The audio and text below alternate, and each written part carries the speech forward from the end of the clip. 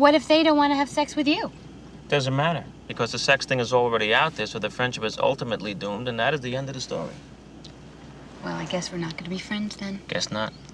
That's too bad. You were the only person that I knew in New York.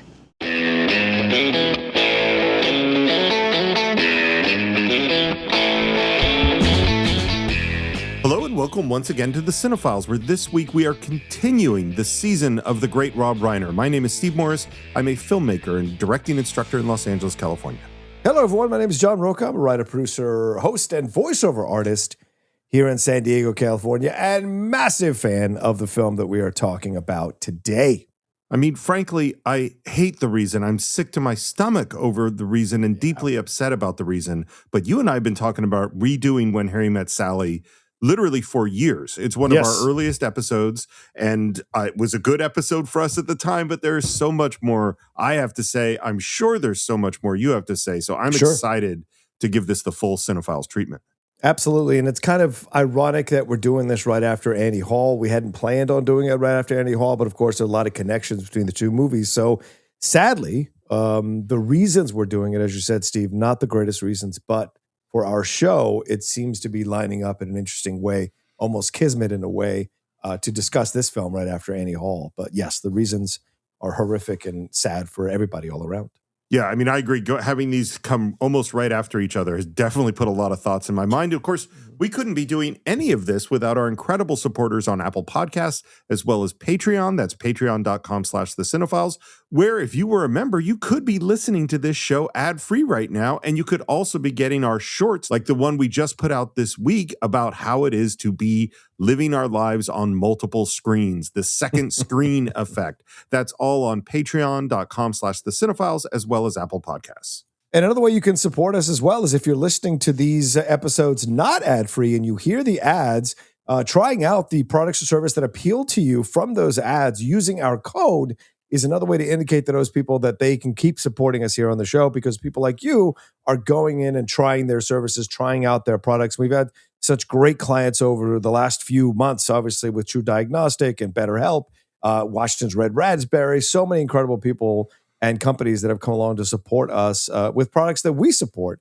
So hopefully you guys hear something you want to try out, use our code, get a massive discount, and show support for the show. So, John, how did you come to When Harry Met Sally? Oh, yeah, 1989. I remember this is my second year in college. I went with some of my film friends from back home in Dale City, and I'm sure all of us went to see it at the AMC that was there in Dale City. And I just remember sitting in one of those like smaller theaters and seeing the film and just absolutely loving it. And I went back 3 or 4 more times because there was something about the humor. And, you know, as an honorary Jew, there's a lot of Jewish humor in here, but also something about it spoke to me as a guy who has always been a bit of a romantic, not so much now, but certainly growing up, I was very fatalistic and romantic. And this film was not that. This film was much more of an adult approach to relationships. And it is something I had never seen before because at this point I had not seen Annie Hall. So for me, this was all groundbreaking and phenomenal. And I've been a massive Billy Crystal fan for years, from the sitcoms to the movies to this, Running Scared being one of my closet favorite 1980s films. And of course, loved Meg Ryan because of a number of films like Top Gun and stuff like that that had led up to this. And of course, Carrie Fisher from Star Wars. So there was a lot of positives, and Rob Reiner, who you and I had watched films of leading up to this one to engender some goodwill with us before going to see it. So yeah, I remember distinctly coming out of the theater and being like, this is something completely different, and I loved it. You know what's interesting is that today we live in the world where we got all the information you could possibly want about every movie that's coming out, every director that's working on it, who got cast, who didn't get cast, and particularly, obviously, what you do and what I do to a lesser extent keeps our finger on the pulse of that. Back in the day, sometimes I knew what movies were coming out or who was in them, and sometimes I didn't because I was in college and there was things going on and I wasn't always paying attention. I knew about When Harry Met Sally long before it came out, and this had so many reasons why I wanted to go see it. The first one, of course, is Rob Reiner, I didn't see the first one I saw is The Sure Thing, but The Sure Thing was one of the most quoted movies of that era of my life. And then you go to The Princess Bride, there's Stand By Me, and then The Princess Bride. I was fully sold on Rob Reiner, who I was already a fan of because of All in the Family. And then you add to it Billy Crystal, who I first fell in love with. John, you remember, I'm sure you remember the sitcom Soap. Of course. Yeah, I loved Billy Crystal on Soap. Yeah. I mean, that was like the coolest show in the world when I was a kid. Yeah. So I loved Billy Crystal. I loved everything about what I had heard about this movie. So I'm pretty sure I went opening night in Concord. And one more personal story, which is everyone has heard the stories of my long pursuit of Karen and that I was in the friend zone and how that evolved and finally, became a relationship and a marriage. Well, she wasn't the first. There were many women who I managed to become very good friends with where really I wanted something more. And one of them was a woman who I went to high school with named Beth. We called her the Proto-Karen, and I was obsessed with her for a couple years, took her to When Harry Met Sally with all my friends, and that night was the first night we kissed after seeing When Harry Met Sally. So... And it never went any farther than that. Yeah, I was going to say the last night from what I remember. That was it. Yeah. That was it. But needless to say, when I saw When Harry Met Sally, that was a seminal night for me.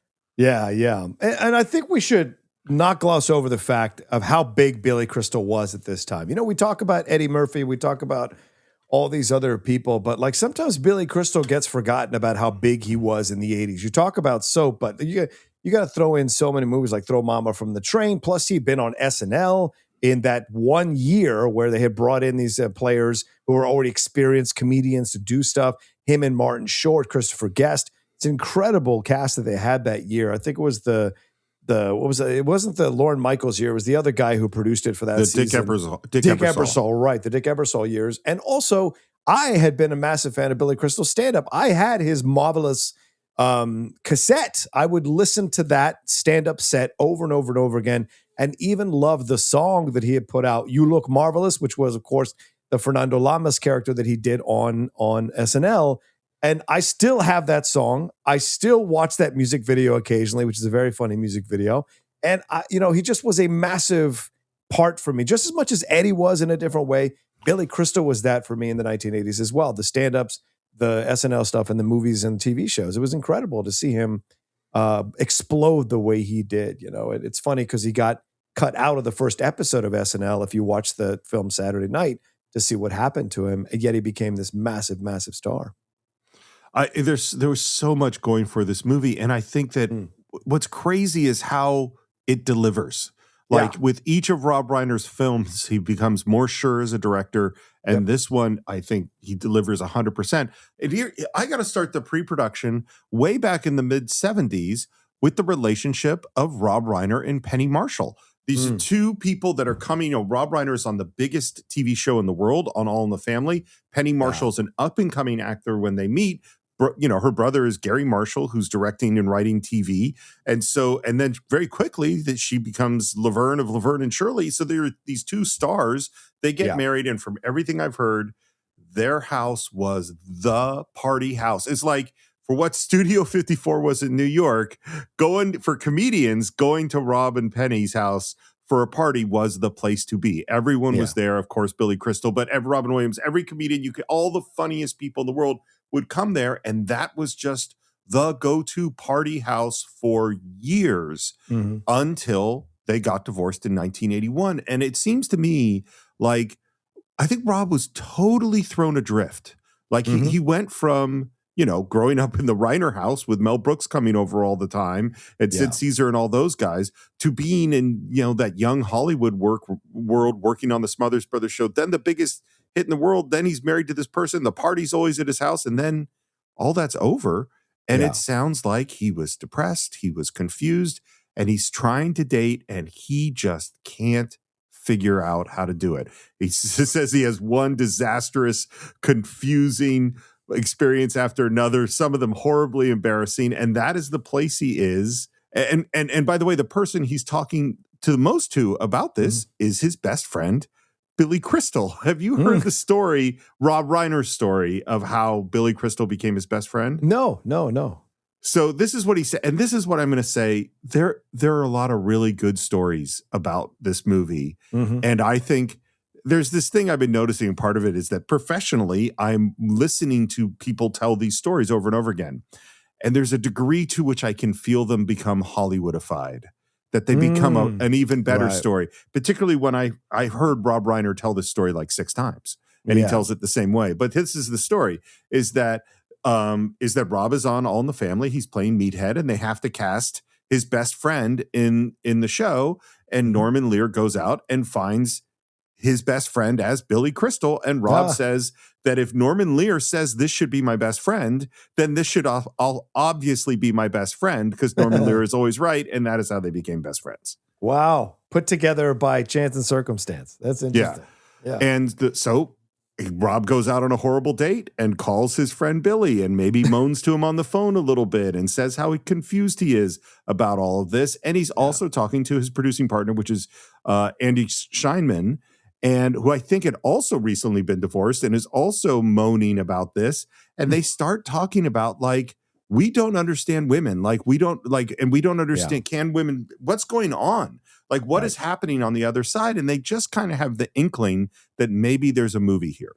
And so, but the one thing they know, and the one decision they make, is they know they need a female writer to write this, because the whole point is that they don't understand the other side. Therefore, they have to have the other side. Like, that's what's so interesting about this movie to me. The beginning of this movie is a conversation between men and women. That's how we get to this film.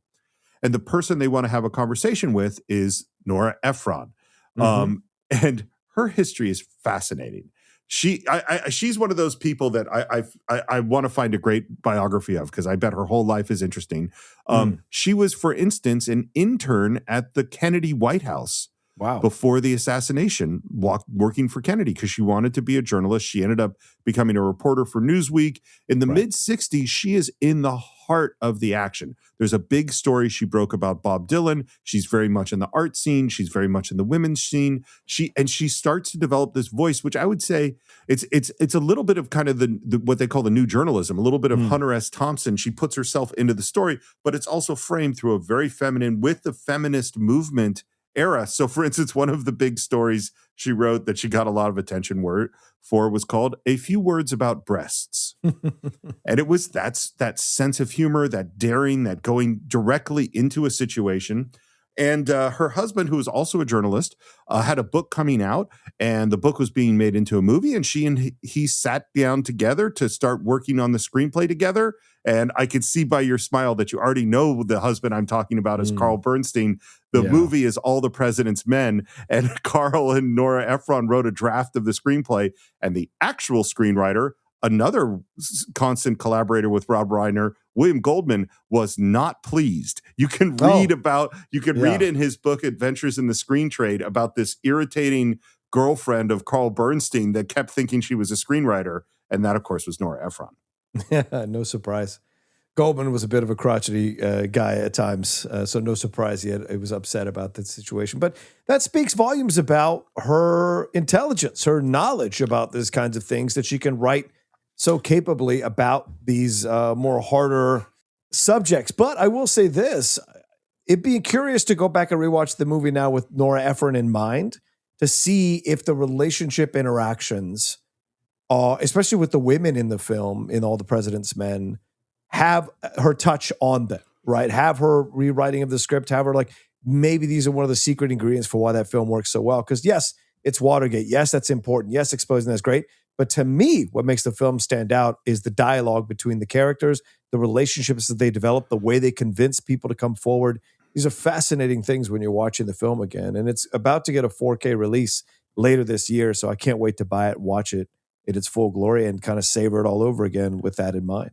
Well, and this is the thing about Nora Ephron, why I wanted to bring it up, is she's a heavy hitter. Like, like we think of her, she's light romantic comedy. And it's like, yes, she's great at that. But part of what makes it is she's so smart, and she's so knowledgeable and extremely perceptive. No, I think you're 100% right, Steve. The thing is, people remember the films that she's done, like When Harry Met Sally, Sleepless in Seattle, You've Got Mail, right? That's the Meg Ryan trilogy there, if you want to go through the rom-com. But she also did films like Silkwood, right? In 1983, this is a film that's exploring being a whistleblower, a real story about what happened there in that situation. I think Heartburn, which is the Lady Outlaw's second favorite film behind Chinatown, is maybe a dry run at When Harry Met Sally and the relationship that you see in that movie based on the novel. But then she's got stuff like My Blue Heaven, which we did a watch along of. And then Michael, the film with John Travolta, that's very interesting as well from her. And then Julie and Julia, which I think is her last big hurrah. It's her last thing that she ever wrote that got made into a film. And I think that's an exceptional film, which is not aimed at someone like me. Yet I was thoroughly entranced by Meryl Streep and Amy Adams in that movie and what they were able to create as Julie and Julia throughout their journey in that film. So to me, this is what makes it she's a wonderful writer who can vacillate between the serious stuff, the funny stuff, and then also, but never lose the humanity of the characters that she is writing about in her films. And she is the secret sauce of this movie 1,000,000%. You know, well, and Andy and Rob knew that, and so they set up a meeting with her in the Russian tea room, as you do. As you do. and basically what it sounds like it started out as, and this is where I think one of the interesting things about Nora Ephron is her training is as a journalist. Yes. Is that she thinks as a reporter. And so what the meeting really was just Rob and Andy describing their dates and what that happened and what they were thinking and what they were feeling. And she's going, go on. And as a good journalist, she's getting them to talk a little more. The first description she has of listening to this stuff, which she found it very, very interesting. And finally, what Rob kind of pitches, what he gets to is he pitches a man and a woman who become friends and don't have sex, but because it will ruin their friendship, and then they have sex and it ruins their friendship. Now, my friends, if you want to go into a room and pitch a movie and sell it with a sentence, that's a damn good sentence. Yeah. You know? Mm-hmm. And Nora's sold. Like, that idea she thinks is brilliant. But he was just going off to shoot Stand By Me right now, and The Princess Bride was already scheduled. Yeah. So she had just finished, as you mentioned, Heartburn. She had just finished the book for that, but it meant that there was going to be a lot of time before they would ever get to this movie, which meant that she didn't actually just sit down and start writing a screenplay. What she did was act as a journalist.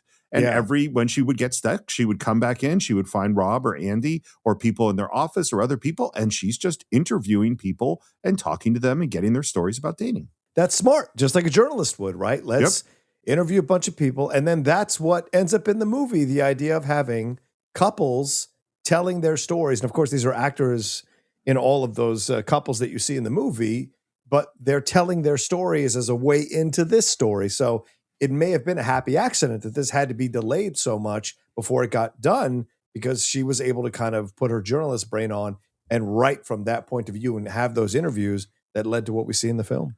Well, and I think, and I don't know if this is Rob's influence or Nora's influence or how this happened. It's probably a bunch of both. But I think that sets how collaborative this movie is going to be, because it makes everyone feel in the Castle Rock office, oh, this is our movie. This is us. Yeah. That little piece of that story, that came from me. And so there's this feeling that everybody can contribute, which frequently is the opposite of movies. I mean, when you have like, I don't know what a Stanley Kubrick set or Kuro Kurosawa set felt like, but my guess is people weren't running up with suggestions, Probably like not. Or a John Ford set. Yeah. No, that wasn't going to happen. But here it was like, oh, we're all doing this thing together. They start working on casting. They offered this to Tom Hanks, Richard Dreyfuss, Michael Keaton. All of them said no. They offered it to, apparently there's some rumor they went out to Al Pacino and Dustin Hoffman, which doesn't make any sense to me at all. But they're New York guys, and you could, but that changes the movie so much. Yeah, if you have one of those two guys. Agreed. And then they go to Albert Brooks. Albert Brooks, obviously, another of Rob Reiner's best friend, one of the funniest people ever. And Brooks turned it down because he felt it was too reminiscent of Woody Allen. Oh, wow. How ironic. Wow. Well, and if you think of Albert Brooks as like the inheritor of Woody Allen on some levels. Yeah. And all, and the thing is, they talked about Woody Allen and Annie Hall throughout the making of this movie. Yeah. I had never thought about it until we were just doing Annie Hall, but they definitely knew that they were in that tradition. Yeah. Yeah. And so Rob's auditioning all these people, and every night he calls his best friend Billy Crystal and is talking about this movie, and he's been sharing all of his stories, and Billy wants to do it. And Rob is not even considered his friend. This is what, again, this is the Hollywood story, but eventually it comes out that Billy might be interested, and Rob goes, okay, why don't you come in and read? And he comes in and read, and of course sells it in the room, and that's that. Yeah, and it's an interesting time in Billy's career, right? Because he had done, obviously we talked about the SNL and soap and all of that, but like he had done This Is Spinal Tap, had a small part in that. He did Running Scared, which didn't that well at the box office, although I think it's a guilty pleasure of a lot of people. He did Princess Bride, very funny with Miracle Max. Throw Mama from the Train was in '87. People got to know him through that with Danny DeVito, much more of a serious approach to the comedy. And then one of my favorite films that he did is 1988's Memories of Me, where he makes that turn. He is beginning to make that turn from like comedian to comedian who could do drama, like Robin Williams does. Before you get to Good Will Hunting, there were a couple other projects where he kind of played around with doing drama, like Moscow on the Hudson, and the one with Walter Matthau, The Survivors, I think is what it was called. But you see these little things where comedians are making that turn. Billy was making this turn with Memories of Me, which is a very funny movie, him and Alan King, but there's some very touching, poignant, dramatic moments between them as well. But he wasn't quite there. When Harry Met Sally is when you see him make that jump to become an actually legitimately fantastic actor overall, drama and comedy. And I think maybe he was a bit friend zoned, as you were saying, Steve, because people had only seen him as a certain thing. And so he had to kind of maybe just wait this whole thing out till Rob Reiner finally turned towards him and he could show what he could do, you know? It's so funny. I don't know if I'll put this in, but if I were ever doubting your honorary Jew rating, your love of Memories of Me. Oh, I watched, after my father died in 2008, I watched that film religiously, maybe every few days. Because there's so much of me and my dad in that movie.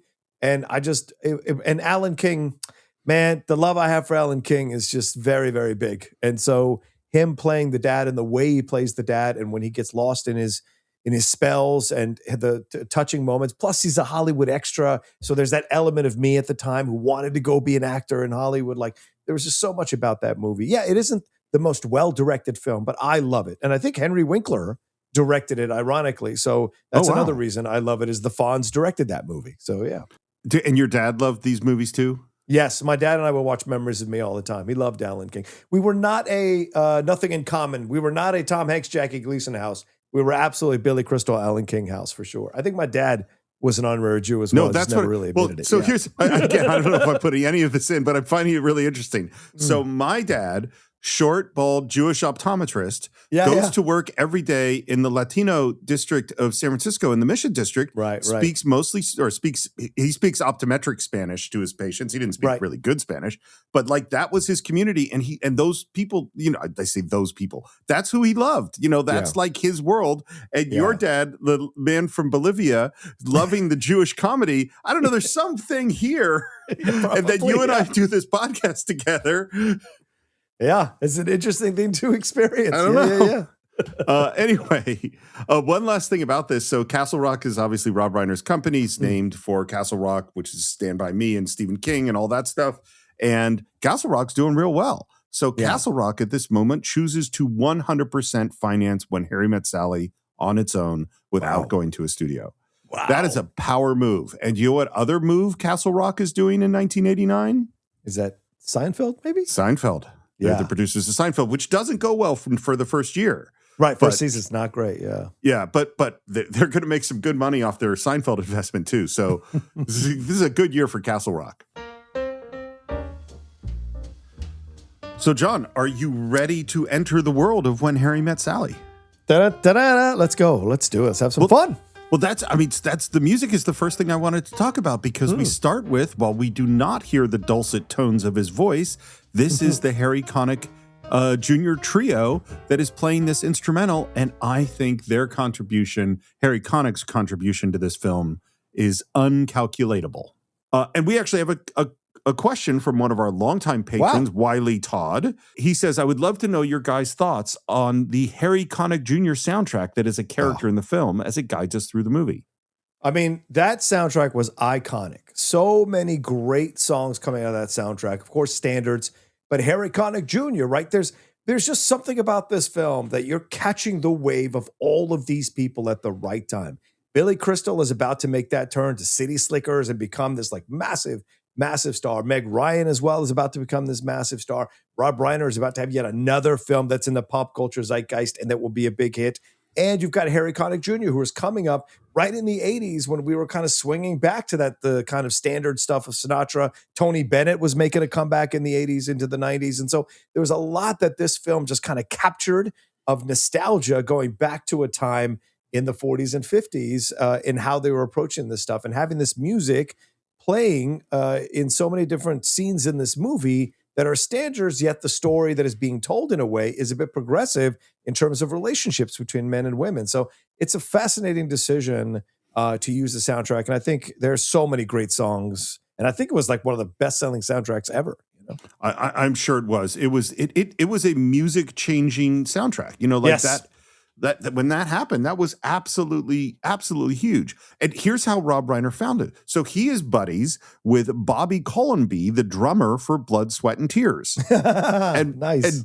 And Bobby Colomby says, Rob, you got to hear this guy, and plays him this album right when he starts, or it might even just been a demo tape, because Harry Connick Jr. is 21 at this point. He's just a kid. And so, you know, Colomby gives him to Reiner. Reiner listens to it just as they're going into pre-production for When Harry Met Sally. And he says, this is the guy. And so he gets Mark Shaman, who he knows because Billy Crystal worked with him on Saturday Night Live. Yeah. And he says, can we get this guy in a recording studio, this kid in a recording studio, and then make that sort of the sort of musical theme for the movie? Because all the themes, all the leitmotifs really are coming out of these old standards, including the Harry Connick Jr. ones. That's insane, man. 21 years old, you have that much confidence to tackle standards and some of the Sinatra stuff, and then put your own spin on it. And he won the Grammy Award for Best Jazz Male Vocal Performance off of this album, you know, that year. So incredible. I mean, I remember when we first started hearing him, like you started hearing the album and you're like, well, who is this old classic singer that obviously has been around forever? Right. And then you see him on MTV or whatever, and you go like, wait, that guy is doing that voice? I mean, it's a huge part of the film. To put standards underneath this film that is progressive in its approach to male-female relationships, yet still feels very much grounded in stuff that we've seen before in the past and pairings that we've seen before in the past, like Katharine Hepburn and Jimmy Stewart, or a number of other, Myrna Loy, you know, in the thing, and with Clark Gable, like these little things you saw that were echoing through Billy Crystal and Meg Ryan, but putting that music kind of puts you in that place, but it still felt very modern in its approach. So just a smart thing, and catching at a time when we were, as a society, kind of appreciating stuff from the past. Sinatra had been making his comeback. The Duets album, I think, was just a few years away from coming out. Tony Bennett was starting to make a comeback in people's ears as well. And so there was this kind of nostalgia for that time. And I think this film came at the perfect time to capture that. I think you make such a good point, because I think what the music does, I mean, like our opening scene is going to be 1977, whatever, in Chicago, and they're in college. Well, the natural choice, like if you just handed me the script, is that I would pick some late 70s music, you know? Sure. And depending on what I wanted to say, it might be late 70s, you know, classic rock. It might be late 70s disco. It might be late 70s easy listening. There's a lot of late 70s choices I could make to say something specific about these characters. And what this does, by having it be Harry Connick Jr., by having it be standards, is it actually takes it out of time. It says, this is a romance for the ages. Yep. This is a classic love story we're in the middle of. It is not putting it in 77. It's putting it in the world of classics. Right. Great point, Steve. 100%. Oh, and one more thing about Harry Connick Jr. Yeah. You might, I don't know if you remember, but his name came up, or actually his father's name came up in a movie that we did just over a year ago. And it was, I think it was 2 years ago. And it is because Harry Connick Sr. was the DA of New Orleans after Jim Garrison. Oh, and he ran on a let's stop the conspiracy theory platform. Let's stop talking about JFK. That is Harry Connick Jr.'s dad. Perfect.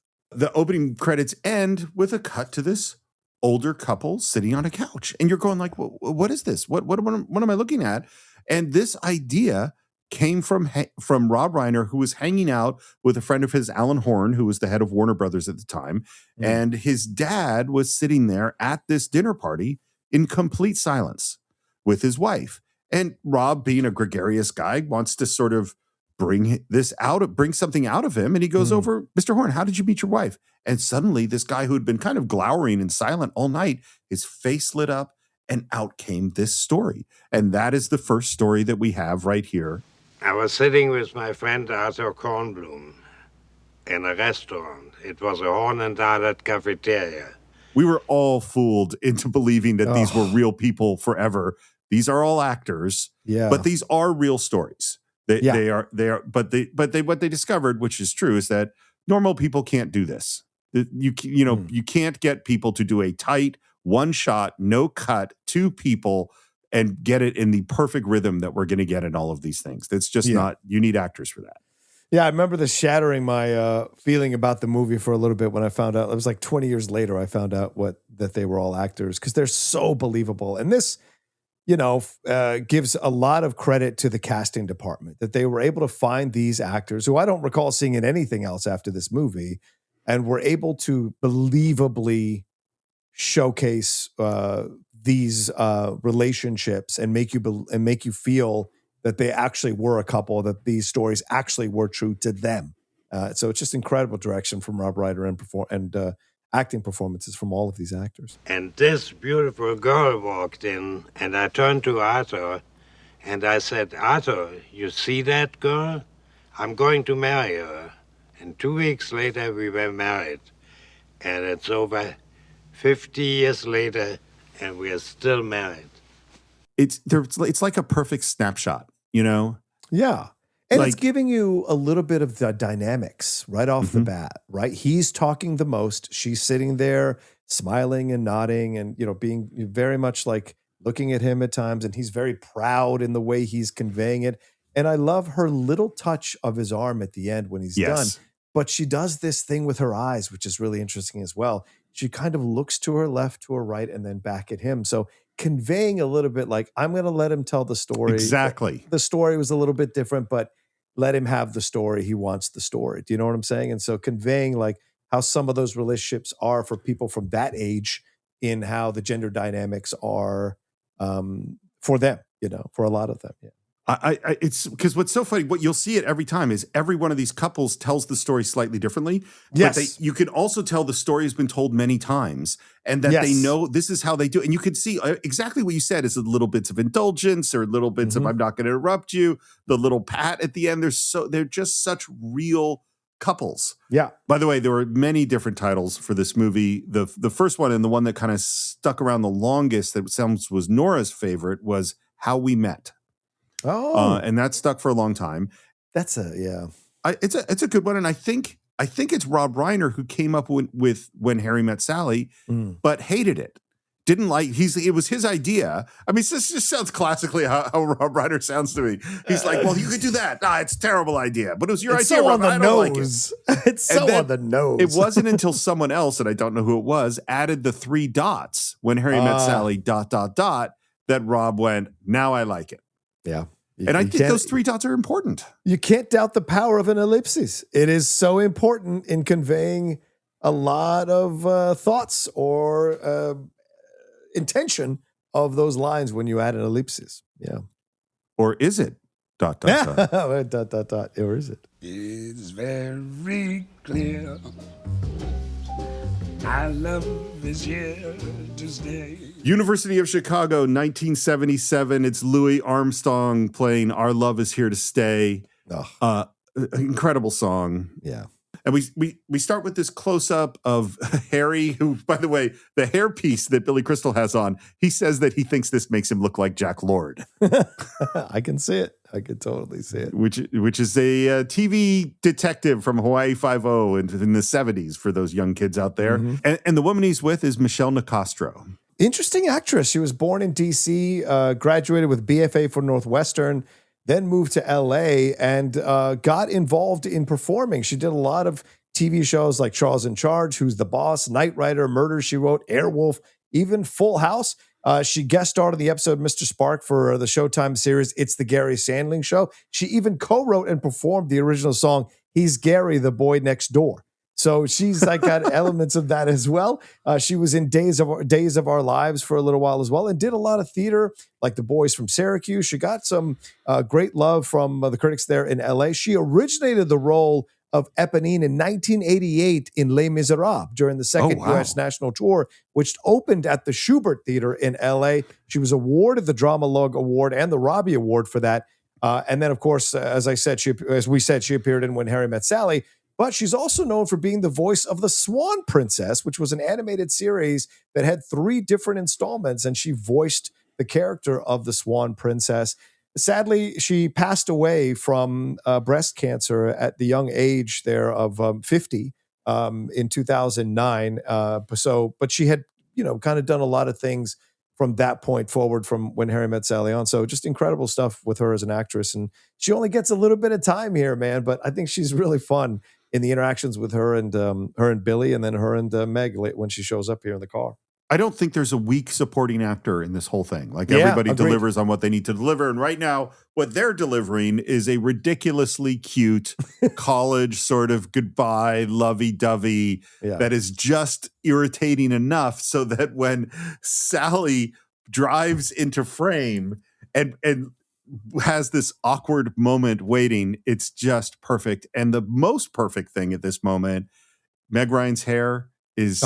That Farrah Fawcett thing that's going on is so good. She's so perfect. The eyeshadow, the way it's done, the light blue eyeshadow is great as well. And her uncomfortability about the whole situation, and it's a good introduction to both of their characters. Harry has no problem with open public displays of affection there in the middle of the sidewalk there with his girlfriend. And Sally rolls up and doesn't want to interrupt, but she's also a little irritated by it. So she does the little clearing of the throat thing after a few seconds that she's allowed them to keep kissing to get attention from them. So I like that it's a weird kind of nonverbal way of understanding who these two characters are.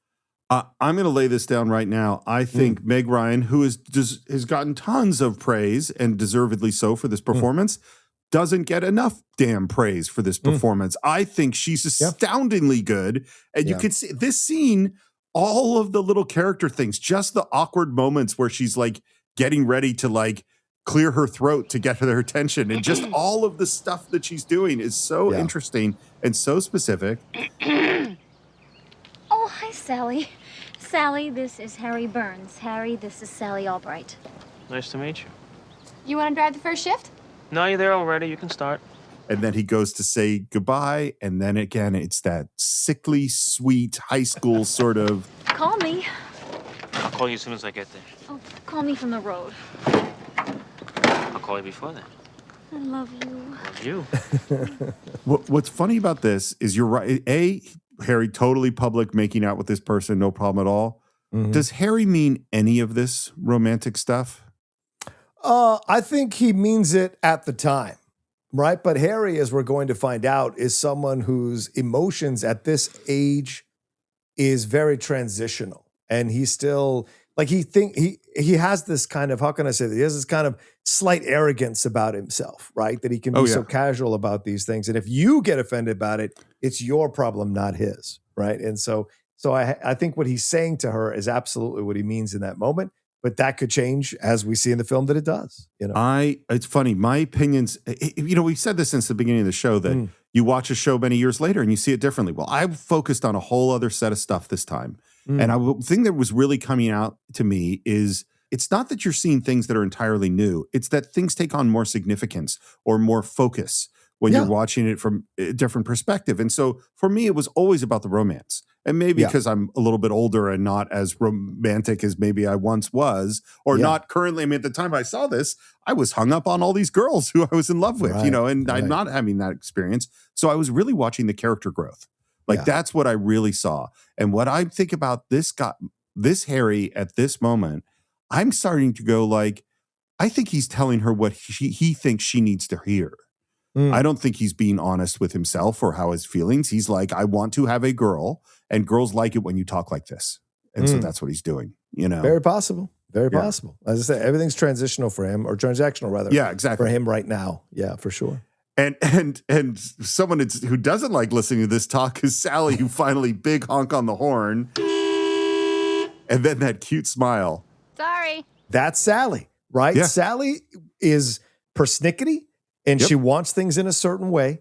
And if she's going to honk that horn and give that sweet little smile, just like when she orders, she wants things a certain way and gives that sweet little smile because she knows who she is, but she's learned to adapt. If she smiles, people won't be as upset with her as they would be if she was this persnickety and didn't smile. So she's learned that as a kind of coping mechanism for other people, right? And Harry, if you catch Billy Crystal, he has a flash of anger that she honks at them because he doesn't like to be interrupted. And so he's got his points of views. And another thing I can add to what you were saying about him, I don't think he respects women at this point. I don't think he thinks women are lesser than to him as a man. And in this young age where he's at when we see him, this is who Harry is. But Sally is no pushover, even though she's lost in her own insecurities and self-esteem stuff, as we'll see. But she's no pushover. I have it all figured out. It's an 18-hour trip, which breaks down into 6 shifts of 3 hours each. Or alternatively, we could break it down by mileage. And as she's giving her speech, Harry, just like ignoring her, reaches into the back. And there's just, I'm not saying there's aggressively his butt going towards her face, but it's like this awkward moment when someone reaches into the back and they don't know each other that well. Yeah. He didn't say, excuse me, can I reach into the back and do this? He just starts doing it. There's a map on the visor that I've marked to show the locations where we can change shifts. So I want to take a moment to talk about, you know what, I was debating whether to bring this up or where to bring it up, but I'm going to bring it up here. I don't think When Harry Met Sally is dated. What I do think is I think it is as relevant today as it ever was. But like classic films, like Citizen Kane, like It's a Wonderful Life, like whatever movie you want to talk about, it is of its time. And this was a groundbreaking movie at its time in a way that it isn't groundbreaking now, you know? Yeah, right. That's what was so interesting about watching it now, because we have had decades of discussions about gender dynamics and relationships and whatever. And the thing is, women nowadays are not the women from back then. You know, the young women who are coming up in our world are completely different in how they view romantic relationships, quote unquote, needing a man, all of that stuff. It's a completely different approach that women have nowadays. And so this film, I think, is of its time, and it still can be appreciated for the quaintness of its time.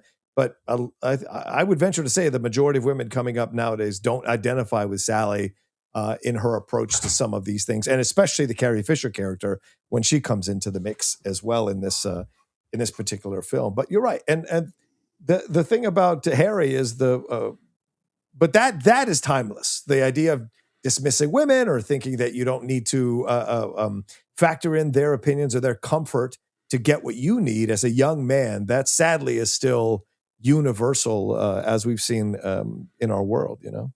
I think what you say about Sally is really right. And I think one of the things about her, and this is certainly I've seen this with both young men and young women, but more often with girls, of like really trying to do it perfectly. I've got to work out the perfect system. And sometimes to some degree that is because you could get punished for not doing something quite the right way. And so she has worked out the driving shifts exactly when you're stopped. I've got it all figured out. I've organized everything perfectly because that's what makes her feel comfortable, you know. Yes. But Harry doesn't care about any of that.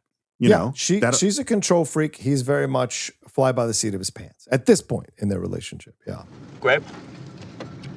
No, I don't like to eat between meals. And then he chews and turns and spits directly on the window. I'll roll down the window. What's your opinion on black grapes? I'm not a black grapes person. He is eating black grapes. What's wrong with black grapes? Which is pretty dark. You're saying symbolically? Yes, he's about to tell us. And I'm more of a red grapes fan, but I know there are people who love green grapes more than red grapes or black grapes. So where are you on this? On the grape scale? On the grape scale, where are you at? What do you rank? I like good grapes. So don't cop out. No, I'm not copping out. I'm not copping out. So if the green store-bought grocery store average grape is totally boring and flavorless, and I'm not interested in that so much. Agreed. The If I'm at the farmer's market and there are beautiful green grapes or black grapes or red grapes, I'll do any of them. Okay. The Concord grape, which is the grape that tastes most like grape soda, Oh, yes. is very weird, but it's kind of a different texture. It is the small red grape is my absolute favorite. The small red grape. Got it. Yes. Okay. Yeah. There you go. Nice. Had to know. I'm glad we worked this out. But in general, I don't like grapes with seeds, and I don't spit them on the inside of car windows. Ditto. Why don't you tell me the story of your life? Story of my life? We've got 18 hours to kill before we hit New York. The story of my life isn't even going to get us out of Chicago. I mean, nothing's happened to me yet. That's why I'm going to New York. Sally's filled with romantic ideas. 100%. And Harry is filled with anti-romantic ideas. Right. He gets as much fun trashing a romantic idea as she gets about fantasizing about it. So something happened to you? Yes. Like what? Like I'm going to journalism school to become a reporter. So you can write about things that happen to other people. There is a truth teller aspect, like Bender in Breakfast Club to Harry at this stage in his life. Yeah. Suppose you lived there your whole life and nothing happens, you never meet anybody, you never become anything, and finally you die, one of those New York deaths that nobody notices for 2 weeks until the smell drifts into the hallway. So by the way, the whole time they're working on this script, it's a lot of obviously Rob Reiner talking to Nora Ephron. And Rob Reiner, when they're talking through script, he's acting out the script. That's how he gets through everything. And Nora, the whole time, can't picture anybody other than Rob Reiner playing the part of Harry. Oh, wow. Because she's watched him do it. And she's just like, and so in her mind, she's kind of writing for Rob Reiner. She's hearing his voice as she's writing. I don't think that Rob ever considered playing this part at all. Right.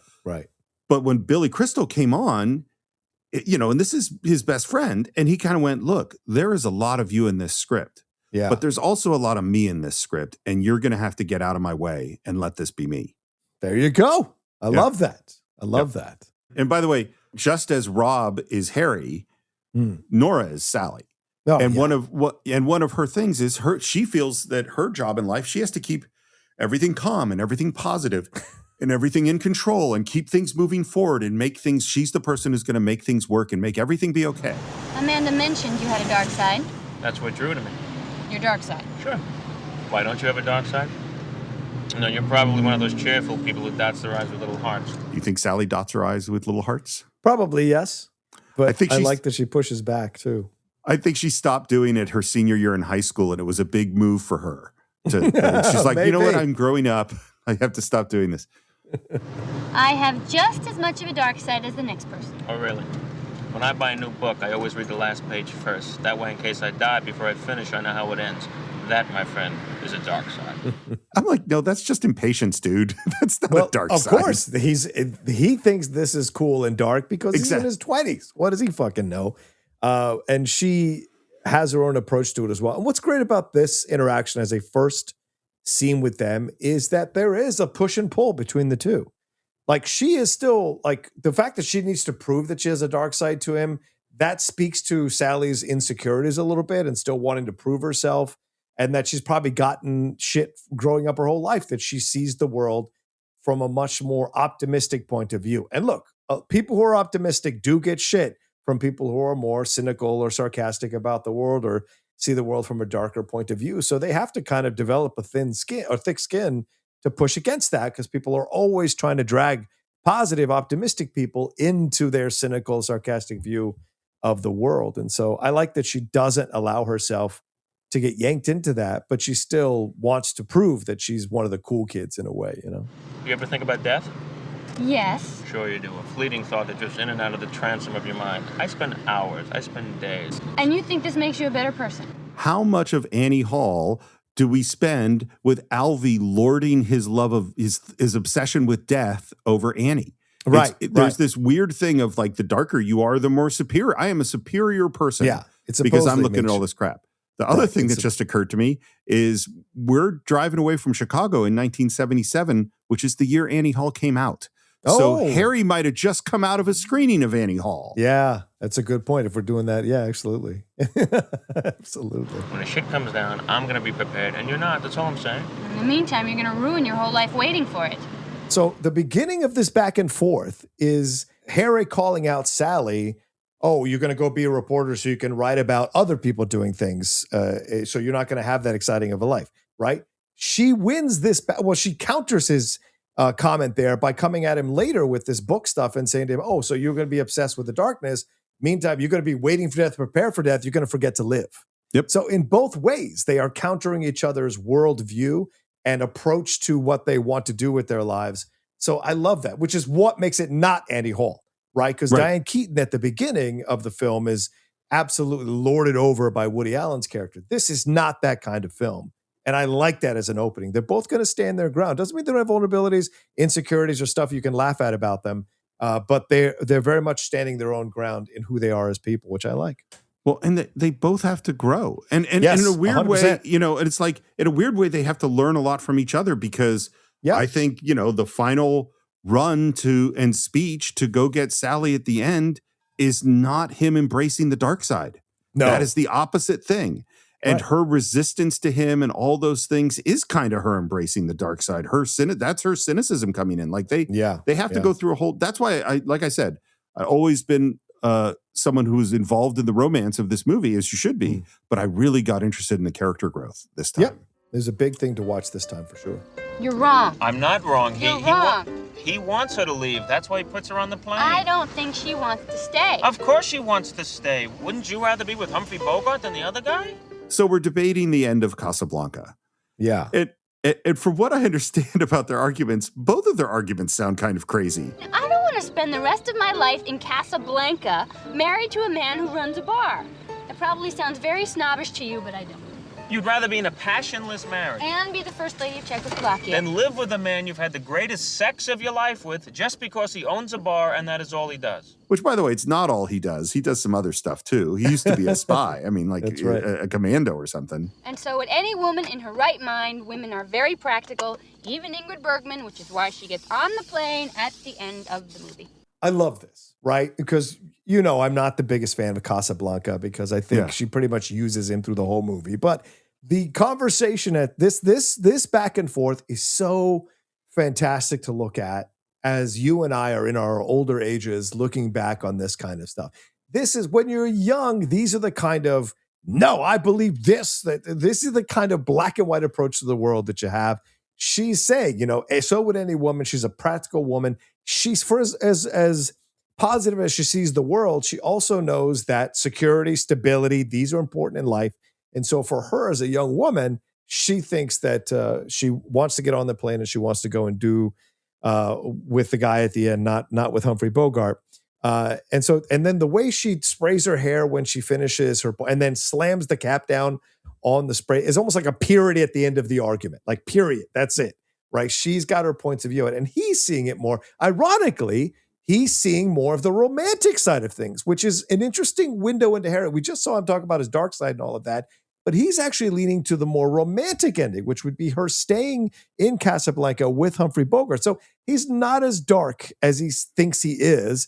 And I think as much as Sally may put on a behavior, as you were saying, Steve, earlier, in order to get through the world, Harry is also kind of hiding a little bit of his romanticness that he has inside of himself, because it's not cool with the guys to be romantic. You've got to be dark. You've got to lean into that kind of thing to be accepted by the dudes back then. And so that's an element of this that I think is interesting to look at when you look at the dialogue and look at their interactions through this section of the movie. I think it's so interesting because I'm trying to think of how to say it. It's something like I would say that it's like Sally is extremely romantic, but she's romantic about practical things. Yes. You know what I mean? Like yes. she's envisioned a romantic future, but that romantic future is the picket fence and the house and the husband and the whole, like it's a very, and every dot will be crossed, or every I will be dotted and every T will be crossed, and maybe there'll be little hearts, and she's going to do everything just perfectly right. Right. You know, practically perfect in every way. And I think, you know, Harry is more sensual and sexual and aggressive and wants more experiences. Right.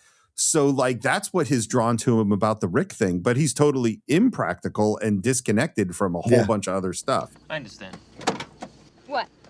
Forget about it. What? Forget about what? It's not important. Now just tell me. Obviously, you haven't had great sex yet. And he says this right as the waitress comes to take them to this table. Yes, I have. No, you haven't. happens is I have had plenty of good sex. And the whole diner turns to look at her again. Meg Ryan's awkward performance of realizing what she said. It's so good. The head tilt as she walks to the table is so perfect. The embarrassed you even head look tilt. like she shortened her stride in the way that she walks. There's to be a little less, because she doesn't want anyone to see her. It's as if she's trying to be a little more invisible in this moment. What's crazy to me is what is the most famous scene in this movie is her being hugely sexual in a restaurant, in a public setting. So this is a before and after. At this moment, she is so timid that speaking loudly embarrasses her, which frankly would embarrass me if I were speaking loudly about sexual things as I walked into a restaurant. But later on, she's not going to have a problem with that. Yeah. You know? Yeah, because she's come into her power. With whom did you have this great sex? I'm not going to tell you that. And then, because she can't resist, there's that pause, and then she goes, Shell Gordon. Sheldon? No, you did not have great sex with Sheldon. I did too. No, you didn't. And then this is pure Billy Crystal. A Sheldon can do your income taxes. If you need a root canal, Sheldon's your man. But humping and pumping is not Sheldon's strong suit. It's the name. Do it to me, Sheldon. You're an animal, Sheldon. Ride me, big Sheldon. Doesn't work. Doesn't work, John. I have repeated this quote in my life so many times. I mean, just so many times.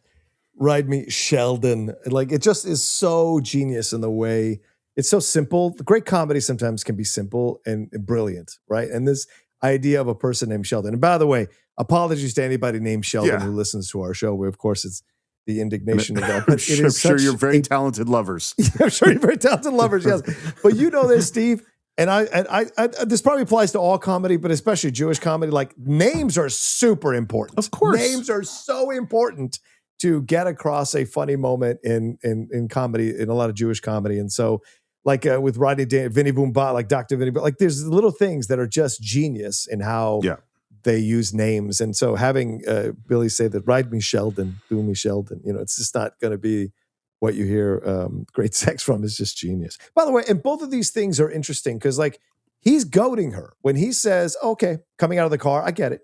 Yeah. She wants to prove herself. It's a way of like yanking her it's like a baiting her to respond. And then he drops the thing, well, you've never had good sex. And then she's countering it. And when they sit down, he, like you said, he's like, okay, don't tell me, that's fine. But she wants to prove herself, so she does. So she's in that area of her life as a young woman, wanting to prove herself. And so she takes the bait both times here with him as he's setting it up.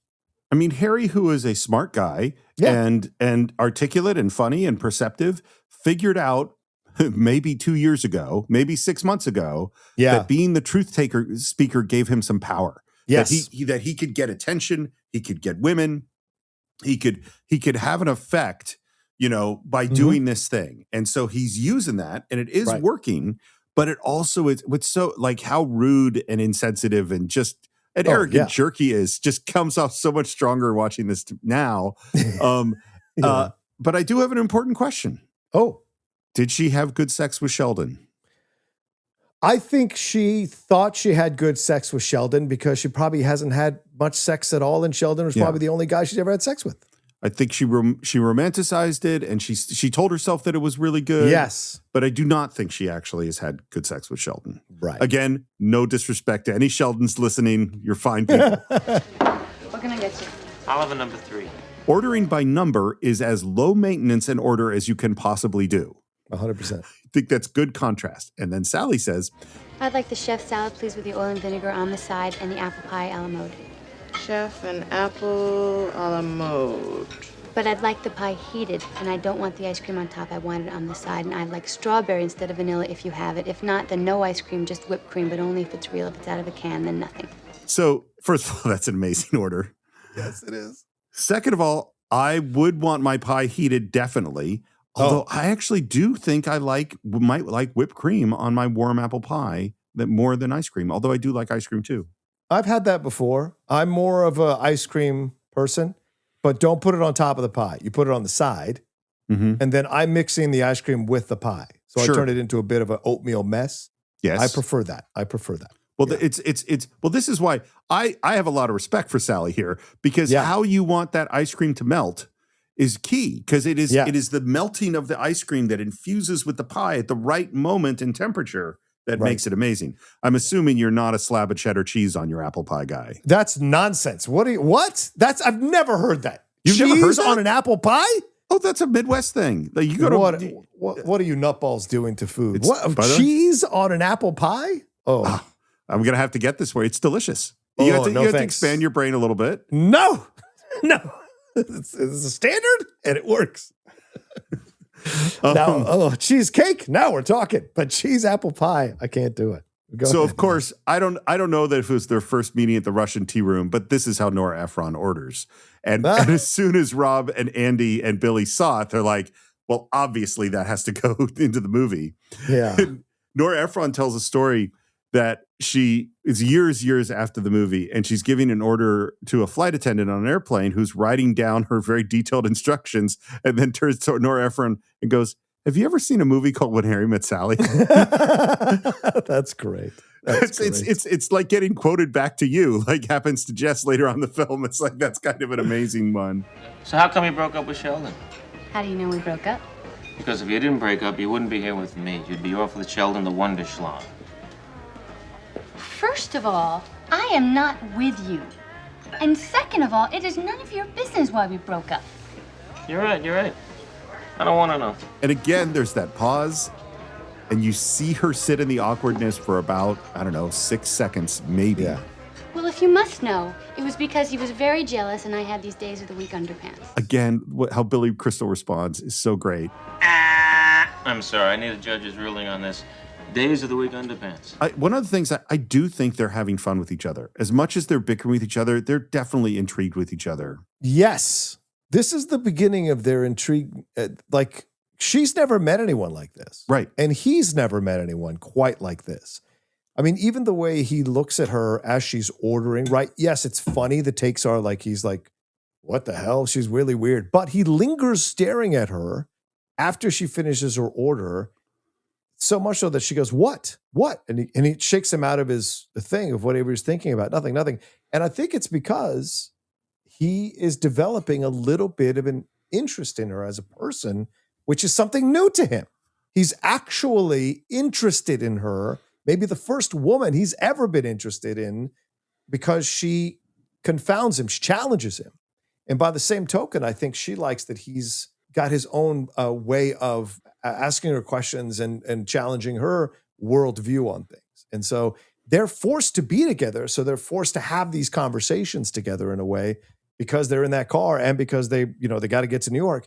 So to me, this is what makes it such an interesting thing. This is the beginnings of what we're going to see later, because they do have a good approach to challenging each other's points of views on the world. They had the days of the week on them, and I thought they were sort of funny.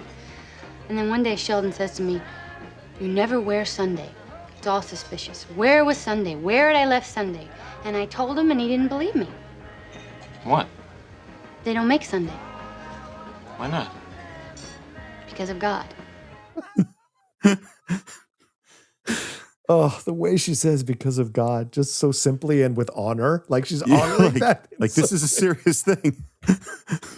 But I think, these are the little hints of, I think Sally was raised in a very structured environment. Oh, yes. Where expectations were very clear and you needed to meet expectations. And she really, really wanted to meet all the expectations and do everything right. Right. You know? Yeah, very much so. You can almost visualize, it's almost waspish parents. The stereotype of waspish parents is like, you will do this, you will do that, you will go to school, you will respect men, you'll do these things. You'll see that absolutely is very much her programming. Yeah. Well, and it's possible, and I'm not saying that I think this is not in my headcanon. I'm not necessarily saying that's true, but she says, right. I thought the days of the week underpants were sort of funny, which is why she bought them. But it could be that her mom bought the days of the week underpants for her, and it's a Christian sort of thing, Oh, I think it's more that that's her way of showing a little bit of rebellion. Like that's why she's going to New York. I bet her family is upset that she's going to New York. I bet that's true, yeah. Right? But Sally has this little thing. She's a little rebellion within her, right? And I think that's what intrigues Harry too, because not a lot of women are going to order in that way in his life in 1977.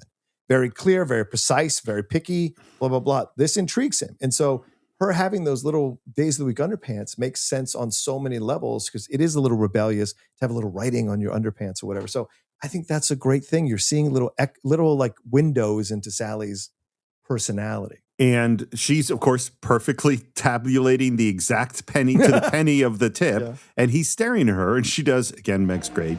Do I have something on my face? You're a very attractive person. And her reaction to that is exactly the right reaction. Yeah. Which is she is taken aback. It is the whole room just changed because he violated a rule, I think, and now changed what their relationship is, you know? Yes. Amanda never said how attractive you were. Well, maybe she doesn't think I'm attractive.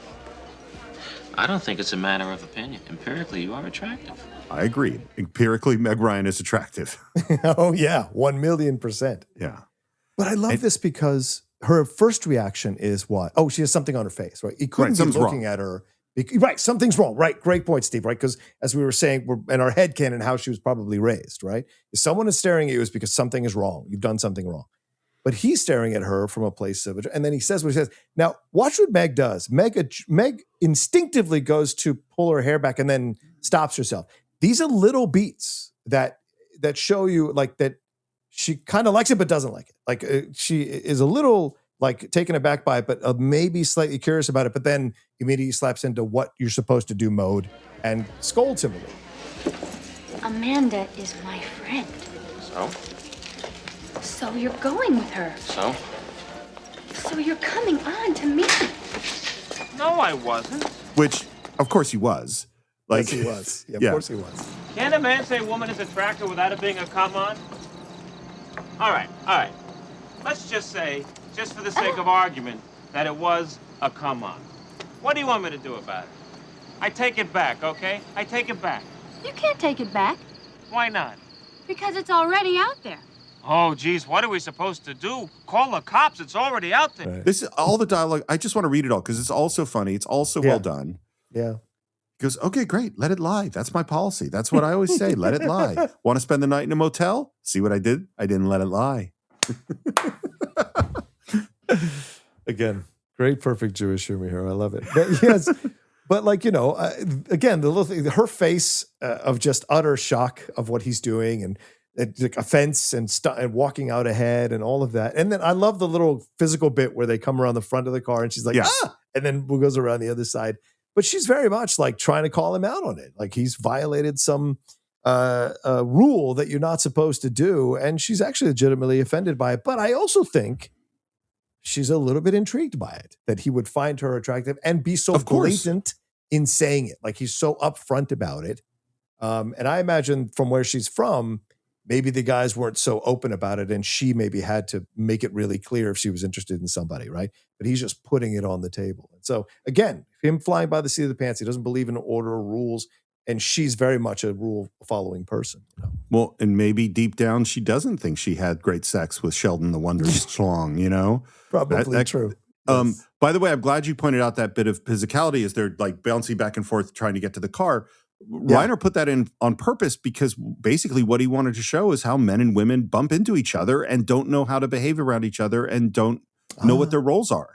And this in particular is where they're really, really missing each other. Harry. What? We are just going to be friends, okay? Great, friends. It's the best thing. And now we get into I've used this term now. This was the first movie I used it with on the podcast, which is the idea of a thesis film, that we're going to express an idea, ask a question at the very beginning of the movie, and we're going to spend the whole movie exploring that. And this is to me the archetype of what that is. And I think it's important that when we hear the next piece of dialogue, that it's in voiceover. That we're watching them drive, but we're not, because it gives these lines even more significance. It says, this is really important, what we're about to say right now. You realize, of course, that we could never be friends. Why not? What I'm saying is, and this is not a come on in any way, shape, or form, is that men and women can't be friends because the sex part always gets in the way.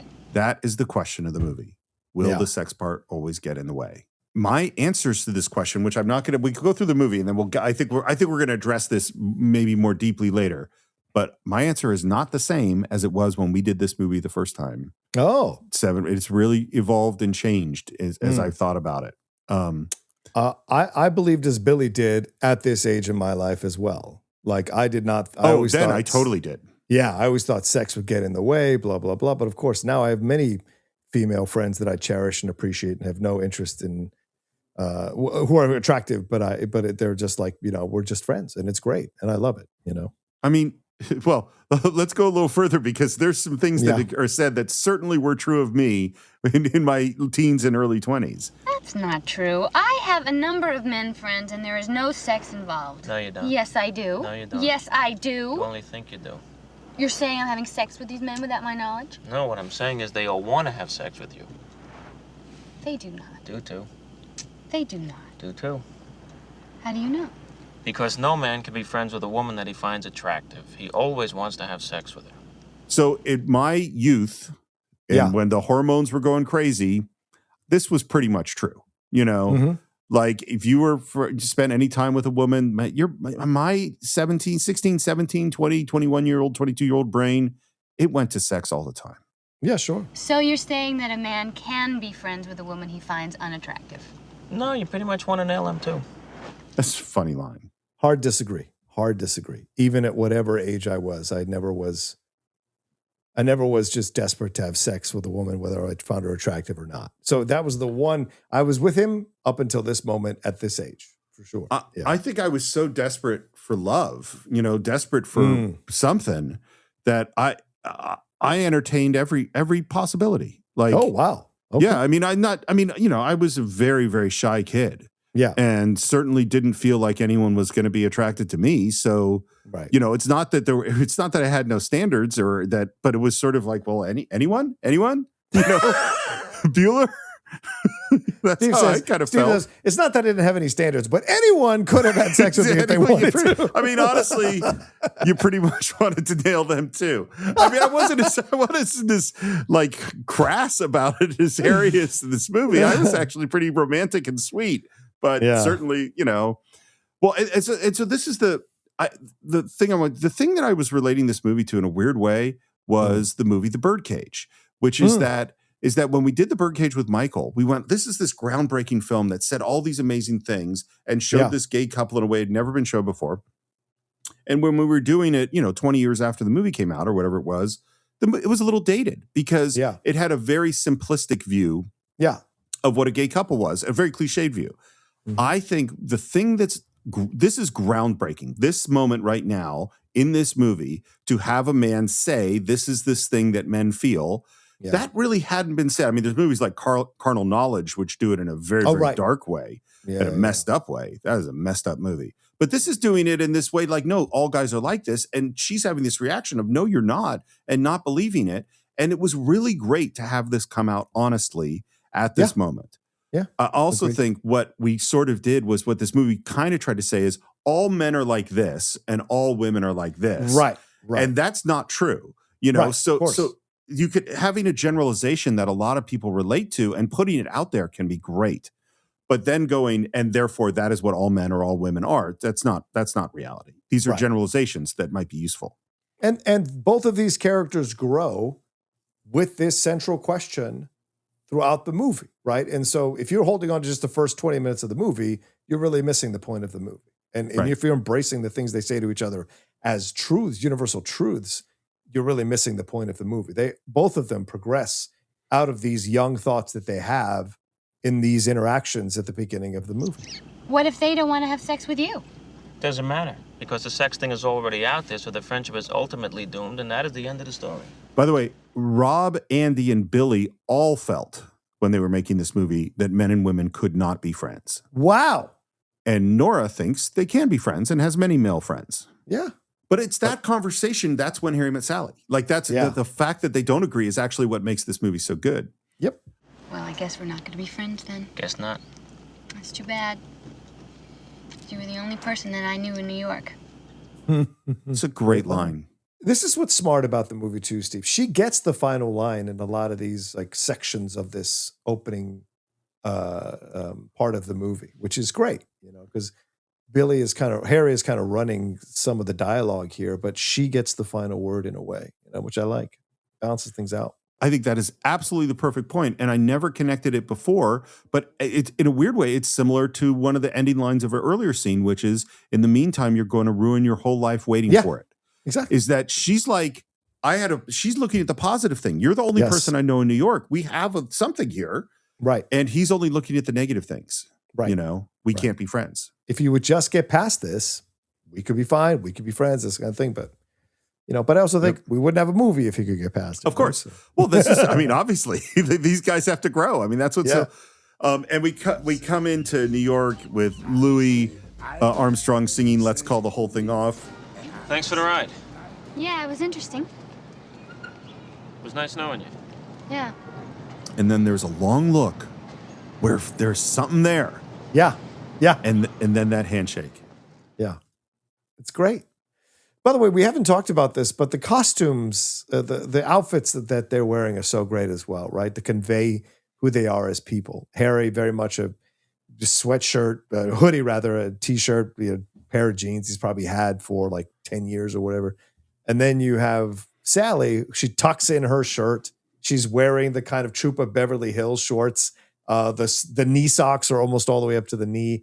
And the sweater, like it's very much a put together type of preppy approach to the world, which I think is nice to convey who they are as people through the costumes. You know? Well, absolutely. And as the movie goes on, it just every single costume is telling you something about them. Exactly. Yeah.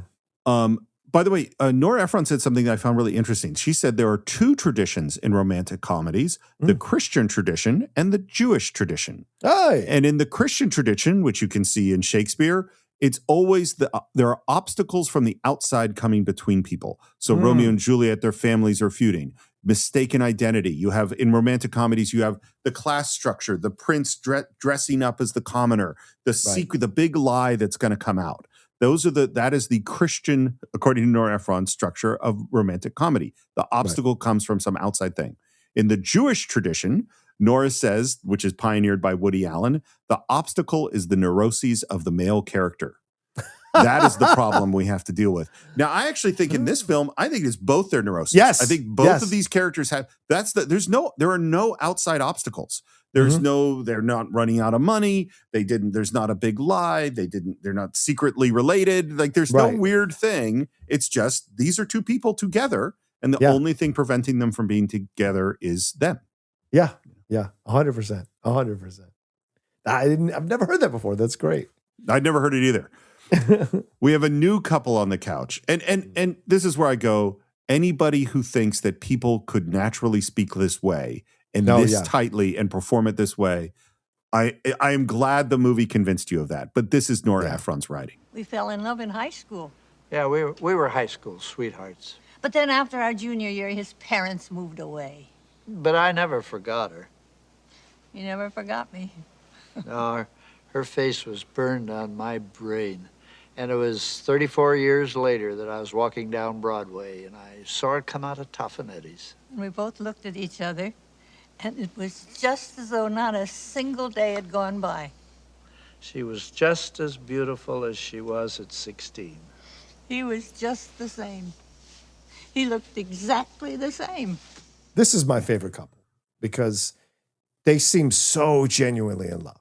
And he looks to her, he checks in with her. She touches his arm. She's happy, joyful as he's telling the story. And I think both of these couples reflect what we're about to see, right? Like the first couple is very much male dominated.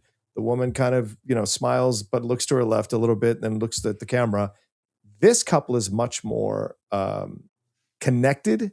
And so we're moving towards Harry and Sally becoming connected. And the fact that they mentioned that it was 16 years later that they saw each other coming out of a store or whatever. Yeah. And we're about to see Harry and Sally see themselves 5 years later, right? We're not into the romance yet, but we're definitely opening the door to them growing as people and changing and what have you. So I think that's a smart way. And I'd never thought this, by the way. I've seen the movie a million times. But of course, doing the show with you, it's like my mind is always in an analytical place when I'm watching a movie. So to me, I was like, oh, they're setting us up for what's coming. They're like softening a little bit and getting us ready for what's coming. So it's very smart the way they use these couples. Well, it's interesting because there are a couple of ones where time is a major factor. Yeah. Which I hadn't thought about until you just said it, but I think you're 100% right.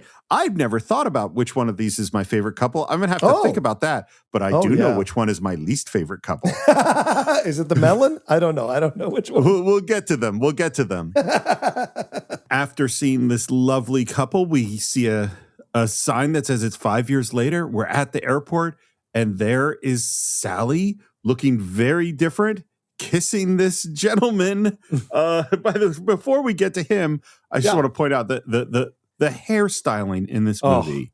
It's Sally's hair, which is clearly early 80s Dorothy Hamill style. Yeah. It's William A. Farley and Barbara Lorenz who are the hair. I mean, it is her hair particularly is a critical character in this film.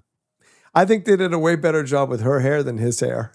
Yes, I agree. I mean, there's more to work with, but they do a better job in the end. Yeah, with their hair. So, and she seems fully in love with this man who we'll find out his name, Joe, and this is played by Stephen Ford, who's an interesting backstory on this guy. Yeah, Stephen Ford is the youngest son of former U.S. President Gerald Ford and former First Lady Betty Ford. He was in the soap opera Young and the Restless, probably best known for that, playing Andy Richards. But he's all through Virginia, graduated from T.C. Williams High School in Alexandria. He attended Utah State University. He studied range management while his older brother studied forestry. Then he attended the California State Polytechnic University in Pomona, and the California Polytech State University, San Luis Obispo, where he studied equine studies, but then found himself in acting. Like he was originally playing the Lorenzo Lamas character in Grease, but then was removed citing stage fright.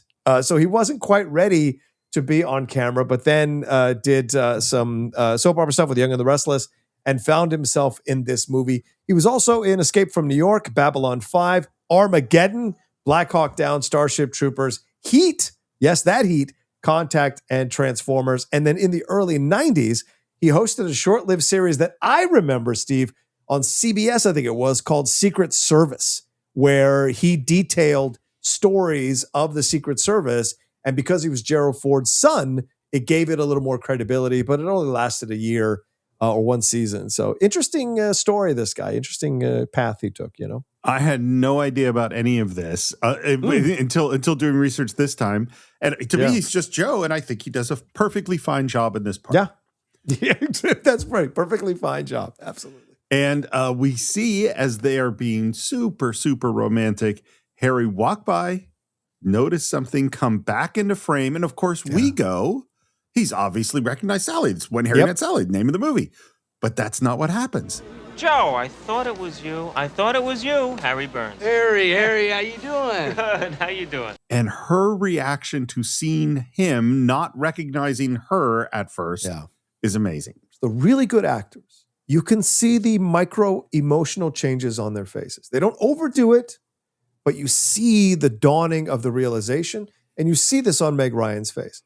She realizes who it is. She's immediately slightly embarrassed, but doesn't want to give anything away. She's there with her man, so she doesn't want to kind of like make a big deal out of it. And she's hoping against hope that he is not going to recognize her. All of that is going on in what her face is doing. And that's great acting. When they talk about nonverbal acting, these are the moments that are great in a comedy or a drama or a rom-com. It's amazing. When we did our live show tribute to Rob Reiner, I had mentioned that in this movie, I really feel like I could tell you why every single shot is in this movie. And you just described one of them perfectly. That everything that she goes through, you see in that moment. And by the way, I am sure you've done this where you're sort of, oh, that person I don't particularly want to see hasn't seen me. How can I sort of become small and dim as I move over to the corner, you know? Sometimes I'm the person who notices the person who doesn't want me to recognize them. I've been on that side of it as well, which is an interesting experience. Yes. What's your move then? Is it to also not notice them, or is it to jump up aggressively and say hello? No, it's to 100% not notice them as well, because they clearly don't want to notice me. So yeah. But Harry, at first at least, is just talking to this guy Joe, who used to live together, and as you said, Sally is sort of kind of crawling into her skin, trying to not quite make eye contact. Oh, Harry, this is Sally Albright, Harry Burns. And Billy Crystal's reaction at that moment is also perfect. Just a slight possible recognition, but not sure where, and then moves on past it. Thank God he couldn't place me. I drove from college to New York with him 5 years ago, and it was the longest night of my life. So, she's remembered it. Yeah, 100%. Sorry, you look like you had sorry. more. I thought you had more to say. No. Because you said A, I thought there was a B and then a C coming. But all right. Perfectly rational that you would think there'd be a B and a C, but there was not. I think this is another great thing when you're constructing a movie, right? You offer the exposition, right? It talks about, well, are you at the prosecutor's office? No, I'm part of political campaigning. That's what he's doing now, right? He's a political analyst. So you've got a little background on Harry because we never see Harry at work in the movie. Never. So it's just like, okay, we'll get a little background on Harry. But we also see that she is like just kind of navigating all of this and wondering if he's going to recognize her and doesn't.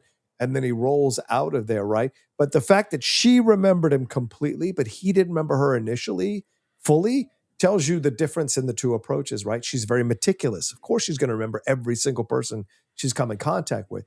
Harry is still kind of transitioning to the Harry we're going to see later, where he's like met a lot of women. So they all kind of blend into themselves, and he wouldn't necessarily remember her initially. So I think it's a nice little character beat for both of them as well. Well, and I think too, he saw Joe. I don't think he necessarily saw, you know what I mean? Like he just like, oh, there's this guy I know, Joe, who's with a blonde who I haven't really looked at yet. That's a good point. He like the women is not important to him. The dude is important. Yeah, good point. Yeah. Well, and it's just what did you see first? I've literally done this exact thing where I'm talking to someone not realizing that the person standing next to them, who I think is a stranger, is actually someone I know well. I mean, I can be pretty stupid at a party, so I've done all sorts of awkward things like this. What happened? He made a pass at me, and when I said no, he was going with a girlfriend of mine. Oh, God, I can't remember her name. You know, we've talked a lot about the most charismatic actors, the most handsome actors, the most sexy actors, the ability to be cute. I mean, Meg Ryan is so adorable in this moment. Don't get involved with me, Joe. I am 26 years old, and I can't even remember the name of the girl I was such good friends with. I wouldn't get involved with her boyfriend. Which, several things about it. One is, I think she's so deeply in the first 3 weeks, month of this relationship with Joe that she's exuding all this romance and cuteness. And the second thing is, the way she says this here makes it more of a possibility that she might have been attracted to him than she gave on at that time. Possibly, yeah, that's very possible too. And I think what's his face is doing, Stephen Ford, when he asks her, well, what happened? Like he wants to know what happened. I think there's a piece of him is like, wait, have you been with him? Like there's a little bit of that kind of, male jealousy or male competitive thing that comes out with women, especially if they've been with someone and so it's that kind of thing that came out a little bit. And I think she glosses it over playfully really well to kind of appease him a little bit. But I want to ask you, does this mirror the opening situation between Harry and his girlfriend at the beginning of the movie, the way that, one is more into the other? Because it feels like, to me, she is much more into the relationship than Joe is. And I think that's by the end, like the interactions and all of that, it feels like she's doing what she needs to do to keep him happy, just like Harry is doing what he needs to do to keep her with him at the beginning of the movie. So first of all, dude, I cannot believe I've watched this movie a million times. I know it backwards and forwards, and it never occurred to me until you just said it, that the opening sequence starts with Harry making out with someone, and Sally comes up, and this sequence starts with Sally making out with someone, and Harry comes up. I never saw that it's actually the same thing, that they're and they're both with people that are not the one, to use that term, but are super romantically into whatever that is. That's the first thing. To me, like, I don't know if I sense that Joe is less into it. Well, I mean, Sally is so overwhelmed with romance at this moment. So I think Joe is less into it. I don't know if I think Amanda is less into it in the opening scene. I don't have a feeling for it. No, I think Billy is less into it. I think Harry is less into Amanda, and I think Joe is less into Sally. That's what I think those two mirror, because they're not supposed to be with those people. And that's what I think. I think Harry is more into it. I think Harry is less into the situation, and I think Sally is more into the situation. So either way, those are not the people they're supposed to end up with, which is why it's not equal, I mean, honestly, you can see in this moment the entire romantic scenario that Sally has built up in her brain around this relationship. Yes. And this part I remember. He said that men and women could never really be friends. Do you think that's true? No. When he says no, I see that you've noticed the same thing. What do you feel about his performance when he says no? Oh, he's lying through his teeth. Yes. Because he does feel that way. And I love that Sally innocently asks the follow-up question. Do you have any women friends, just friends? And I love his answer because his answer is the perfect, I'm in the early stages of a relationship. I'm still taking people to the airport. I'm going to give the answer that I think she wants. But I will get one if it's important to you. And then, fortunately, Sally remembers the name. Amanda Reese. That was her name, thank God. And then we're on the plane, and she's sitting there with just this blissful smile on her face. By the way, Nora Ephron talks a lot about how when she was young in particular, she was just obsessed with romantic storybook kind of stories, princesses and the whole thing, and imagined herself in college living at, she thought that's what love was. Mm-hmm. Love is the romantic princess story. Yeah. Well, what's going to interfere with the romantic princess story, and it's a perfect shot, is as she's just dreaming of her romantic life, we see Harry's head pop up behind her on the plane. Here's what I want. Regular tomato juice, filled up about 3/4, then add a splash of Bloody Mary mix, just a splash, and a little piece of lime, but on the side. First of all, that's way too much of an order for an airplane, unless you're in first class. And even then, come on, that's a lot. The University of Chicago, right? And I love the fact that, like, that's the thing that clues him in. It's not her face. It's the way she ordered stuff. Oh, now I remember her. He may have had an inkling of, like, maybe he's seen her somewhere, but it was that kind of clues him into the whole situation. She is not happy about it. So, what I think is great about that, it means that the thing that he remembers about her is not her physical appearance. It's not that she's beautiful. He actually remembers her personality. Yep. Which later, exactly. Yeah. Later on, you and I are about to make the same joke, I think, which later on he's going to tell Jess she has a great personality. Right. Well, and again, this is just the way that Meg Ryan says yes, is that the way she says yes says, I recognized you right from the beginning, but I withheld that information and didn't say anything on purpose. The University of Chicago, right? Yes. I'm almost insulted that you didn't recognize me as I recognize you. Yeah. I believe that Harry is in the process of growing in the last 5 years. He hasn't grown that much because the first thing he says is, did we ever... No. And then this is a perfect setup and payoff. You were a good friend of... Amanda's. I can't believe you can't remember her name. I want to discuss the brilliance of this screenwriting. Okay. Because if you imagine a screenplay like an outline, you're like, okay, this is scene one where they're going to meet, they're going to drive together, going to learn a little bit about each other. We're going to introduce the idea of when Harry, can men and women be friends, etc. And then they're going to separate. And now in scene two, they recognize each other on the plane and continue, take their next thing. So you could just have Harry recognize Sally. Yes. But instead, they have Harry recognize Joe and Sally recognize Harry, but not say anything about recognizing her. And then we could just remember about Amanda. But having Sally not able to remember the name and then later lord it over Harry that she can't believe you can't remember their name, all of this subtext is what's making all of this so great. It is not that it is great dialogue, but it isn't that we're writing poetry. It's all the setup and characters and beats and all this stuff that makes this super interesting. And I think it's important to have your characters have some flaws, right? Like Sally is so perfect in a lot of ways, but I love the way that at the opening of the film, she honks her horn to stop them from kissing because she has to get to where she's going, right? And then you could, however you feel about her ordering specifics, I don't have a problem with that because I'm the same fucking way, so I don't have an issue with it, but I know some people would.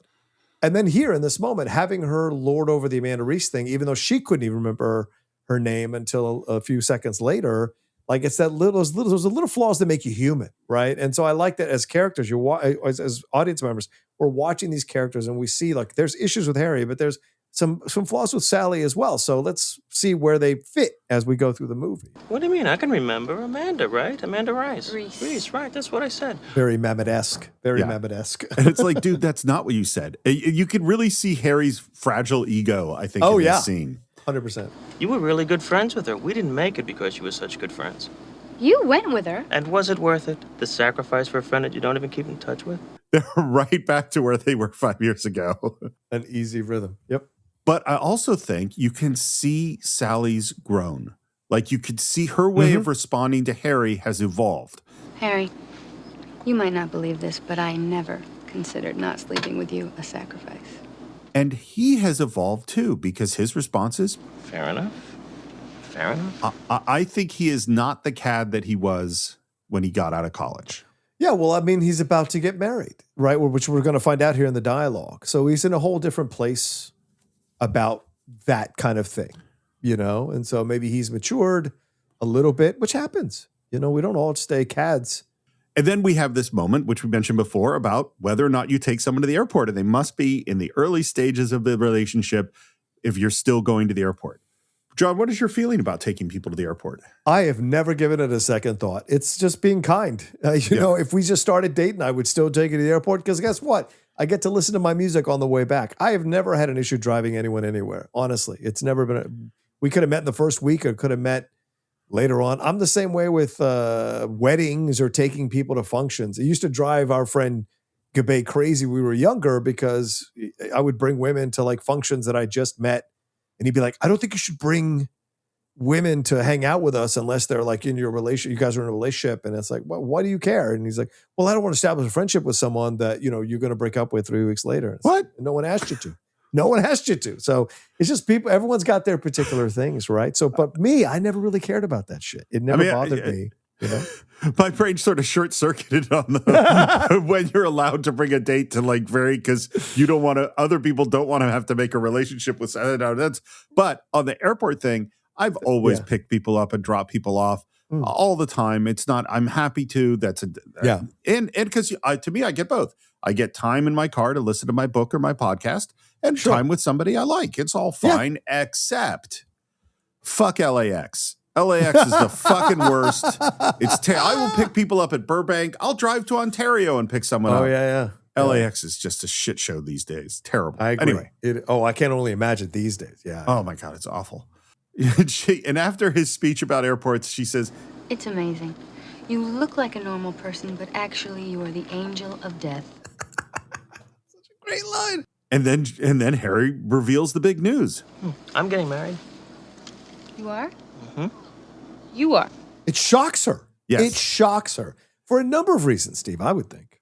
Well, and it's perfect line reading because she goes, Who is she? That little spin on the line is saying the meaning, the subtext is, what kind of a crazy woman would want to marry Harry Burns, you know? Right. But I think also, Steve, what's working on some level is how is he getting married before me? Like, I think there's that element totally. Too, right? Right? Like, first of all, how are you getting married? You're the one who slept through all these women, and yet you're going to get married? Like, you're going to stop doing that? And then who is the one that would marry you? And then I think there's also that subtext of like, why the hell is he getting married? And there might even be a fourth subtext of like, as you said, if she does have some kind of back in her mind attraction to him, the fact that he is getting married might upset her slightly a little bit way in the back of her mind as well. So there's a lot going on with her reaction. It's such a great point because she has, like I said, Nora Ephron had this is how romance is supposed to go. Yeah. Harry is not supposed to get married before she is. That's just wrong. That's not how it's supposed to go. And then Harry's line, this is one of the great lines in screenplays, in my opinion. Who is she? Helen Hilson. She's a lawyer. She's keeping her name. She's a lawyer. She's keeping her name is so great because what it contains within itself is volumes of information about their relationship, what Harry had to learn, what kind of a person Helen Hilson is, what battles they had over her identity and her keeping her name, and Harry was uncomfortable with that, but then he had to evolve and learn that that's okay, but he is still not happy about it. And it is the seeds of this marriage is not going to work, and it's all in, she's a lawyer, she's keeping her name. 100%. I think it wasn't that she is a woman at his beck and call. She's a powerful, strong, intelligent, independent woman. And Harry was attracted to that because psychologically, men who sleep with a lot of women usually do that because they have a deep well of insecurity within themselves. It's not as cool as as you're told when you're young. It's because you have a deep insecurity. And so, and sometimes it can even have an element of not respecting women, right? But when someone comes along who's really strong as their own person, it attracts you because you don't have that. And so I think Harry was attracted to that because there's no way Harry Burns 5 years ago would be with a woman who wouldn't take his name. He would take that as an insult. But Harry's been beaten by whatever reason, he's matured. And at this point, he thinks that a woman this strong will be the right choice for him. Of course, we see later that he ends up with Ira singing Surrey with a Fringe on top. So and to be clear, but to take names, don't take names. That's whatever everybody wants to do. But I agree with you where Harry was and his sexism and his way of looking at men and women, and there's no way he would do it. The other thing, and again, this movie, I'm going to make a generalization. This movie is about generalizations about men and women. And one of them is I have seen many times men who were adults, but very childlike male adults who married very uber adult women who frequently told them what to do because they were more like children. You're getting married. Yeah. What's so funny about that? It's just so optimistic of you, Harry. Well, you'd be amazed what falling madly in love can do for you. Well, it's wonderful. It's nice to see you embracing life in this manner. Yeah, plus, you just get to a certain point where you get tired of the whole thing. And now we get to hear what the whole thing is. And this is all of Harry. It's, you know what it is? It's like Harry looking back at younger version of Harry. Yeah. And not denying it exactly. He's just tired of it. You meet someone, you have the safe lunch, you decide you like each other enough to move on to dinner. You go dancing, you do the white man's overbite. Yeah. The white man's overbite, it came up so much at a certain time, late 80s, early 90s. That move. And I swear to God, when we were doing Annie Hall, I don't think I mentioned it in the episode, but when Paul Simon is dancing with Diane Keaton, he is 100% doing the white man's overbite. Oh, yeah. 100%. 100%. Go back to her place, you have sex, and the minute you're finished, you know what goes through your mind? How long do I have to lie here and hold her before I can get up and go home? Is 30 seconds enough? All I can tell you is yes. That's I've had that thought as someone who had sex a lot from the age of 15 on. Yes, I had many moments where I would wake up after sex, where I'd be after sex, like, how long do I have to lie here before I can leave? And she doesn't get pissed off. Like, you know what I'm saying? Like, when you're not in that place where you think this is going to go anywhere, things have happened. So you have to kind of be like, okay, what do I got to do so she doesn't get upset, right? But then when you're in a relationship, it's a whole other ball game and how you approach that. You want to be in bed. Like even this morning, as we're recording this, I stayed in bed an hour longer than I needed to because I liked being in bed with my lady. Aww. So it's just the way it is. Sometimes if you want to be in bed with someone, you don't count the time. So yeah, that's what you're thinking. Is that true? Sure, all men think that. And as you just pointed out, all men actually don't think that. Right, of course not. No. This movie has a lot of generalizations. The thing about generalizations is they're good. If they're good generalizations, they do represent a lot of men. A lot of men have had this thought. I have had this thought. And this is, if there was anything that is the heart of why this movie works, it's this particular point. Because remember how I said that this movie starts with Andy and Rob and later Billy talking to Nora Ephron, and Nora Ephron sort of being to some degree a journalist and interviewing, what are you thinking? And this revelation, which both Rob and Andy shared with Nora, that men are waiting to say, how long do I have to sit here before I can get up and leave? Right. This was a mind-blowing revelation for Nora. And not only that, but it leads to the most famous scene in the movie because it is them then asking, well, we revealed something, and they asked Nora, now you have to reveal something.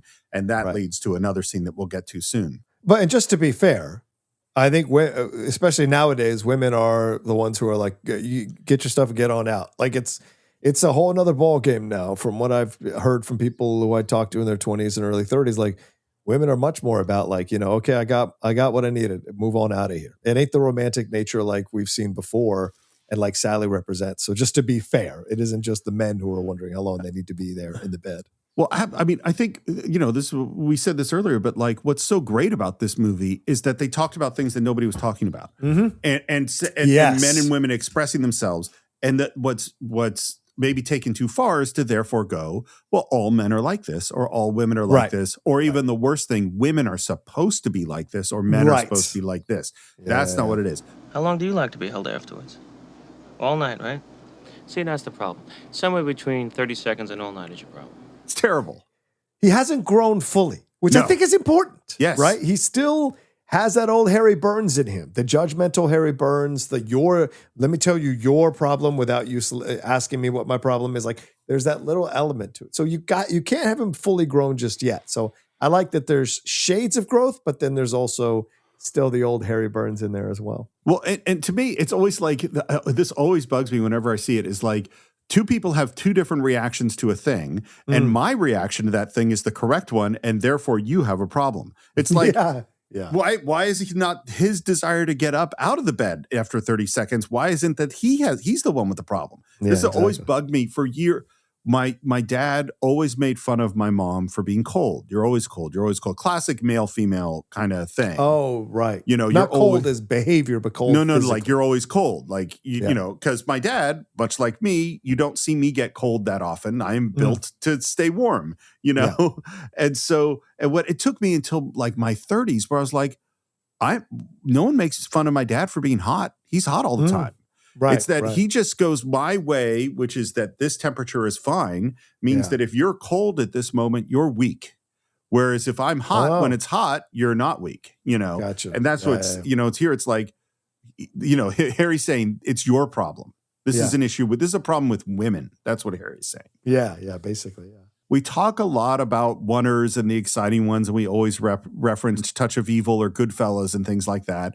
Nobody mentions this shot. But this is a oneer on a moving sidewalk. So you have to picture what's actually happening, which is there is a camera that is dollying backwards as they're walking forwards. You have multiple extras who are starting and stopping, who they're moving around, and the camera is backing up this whole time. This is an extremely complicated shot that they had to rehearse over and over and do take after take. Would you like to have dinner? Just friends. I thought you didn't believe men and women could be friends. When did I say that? On the ride to New York. It is clear that this has really made an impression on Sally. Oh, yeah. And then I love watching Billy Crystal like rewind his brain. Yes, that's right. They can't be friends. Unless both of them are involved with other people, then they can. This is an amendment to the earlier rule. If the two people are in relationships, the pressure of possible involvement is lifted. I love the way Harry talks. Like, he's just a funny person, like listening to his brain works. And I think that's part of what Sally really likes about him, even when he's saying ridiculous things. Yeah. Because she kind of tries to walk away from him at this point, and then he walks to catch up to her, kind of pushing past some people. He goes, and he's working through the process. He's doing the legal arguments in his head. That doesn't work either, because what happens then is the person you're involved with can't understand why you need to be friends with the person you're just friends with. Like it means something is missing from the relationship and why do you have to go outside to get it? Do you think this is true? Do people in a relationship wonder why their partner needs to be friends with someone of the opposite sex? I think only if you're insecure in a relationship, do you wonder about your partner's behavior and actions. That's what I believe now in my age. When I was younger and much more insecure, much more had lower self-esteem, I would absolutely be, why are you still friends with your ex-boyfriend? Why are you still having dinner with your ex-boyfriend? Why are you still doing this or that? And so, I had my own issues with it. But no, I mean, like being in a secure relationship like I am now, you don't worry about that kind of stuff because you trust each other. I'm actually more and more, although I think Jess is weird about it, but his line, marriages don't end on account of infidelity. They end on account that infidelity is a sign that something else is wrong. Yeah. I think if your relationship is shitty and your partner is going out with someone who they may or may not be attracted with, that's a problem. But if your relationship is healthy and fine, then of course they can have friends with whoever they're going to have friends with. It's fine. Exactly. If the person you're involved with then accuses you of being secretly attracted to the person you just friends with, which you probably are, I mean, come on, who the hell are we kidding? Let's face it. Which brings us back to the earlier rule before the amendment, which is men and women can't be friends. So where does it leave us? Which is great. It's a great mental spin that he's just gone through. I feel like this is very reminiscent of Bazzini in Princess Bride, right? This is the same kind of logic that he will sometimes Do you have a dizzying intellect? Exactly. He's the same kind of logic he'll spew out because he's essentially doing the same thing in front of the Dread Pirate Roberts when they're having that battle over iocane powder. And this is essentially, so both Rob Reiner films, this is very similar. So I have to feel like Rob maybe wrote some of this with Nora to kind of get to the point of what he's trying to do. Harry, goodbye. And it is final. It's amazing. It's very final. And then I love that he takes that in and accepts it, but then they're continuing to walk together on the sidewalk and finally goes, okay, I'll just stop walking. I'll let you go ahead. Harry 5 years ago would never do that. Yep. But Harry this time does. And again, as we've said, like Sally is particular, but Sally is also growing in her power, right? Because in the opening of the movie, she has her back voice. She has to prove herself to Harry. She doesn't engage with Harry's nonsense this time around in the back and forth about whether men and women can go out and have she doesn't engage in it. She did it in the first sequence at the opening of the movie, but it's 5 years later now. She doesn't have to engage in this stuff. Right. She's a professional woman. She's accomplished stuff. So the fact that she can turn to him and say, goodbye, Harry. Like, I think that's amazing. You know, it's growth. Because she's done. It was amusing for the flight. Goodbye. Right. I've hit my limit. We have another couple. I will not say that I dislike any of these couples, but it came up a little earlier of who was my least favorite. This is my least favorite couple. We were married 3 years. We got a divorce. Then I married Marjorie. But first you lived with Barbara. Right, Barbara. But I didn't marry Barbara. I married Marjorie. Then you got a divorce. Right. Then I married Katie. Another divorce. It is perfect couple speak. The interrupting, finishing sentences. He doesn't remember all the details. She does. Which is very similar. Yeah. Yeah. I just don't think this couple looks very happy. No. But it's very similar to Harry, right? Because Sally tried to remember everything. Harry didn't remember much of it all, but she's got all the information in this couple. She knows exactly what he's been doing and what he's been up to. Yeah. One of the amazing things about this movie, and I don't know if you had this experience, but I can remember being in the theater, and I'm just, obviously we spoil everything, but I can remember being in the theater at the very end of the movie when it's suddenly Harry and Sally on the couch and being completely surprised and it being inevitable of having that. It's the perfect plant and payoff where I go, I didn't realize that this was how it was going to end, but of course we've been setting this up the whole time. That's what this has to be. We are at the Loeb Boathouse, another incredible New York City location. This is in Central Park, of course.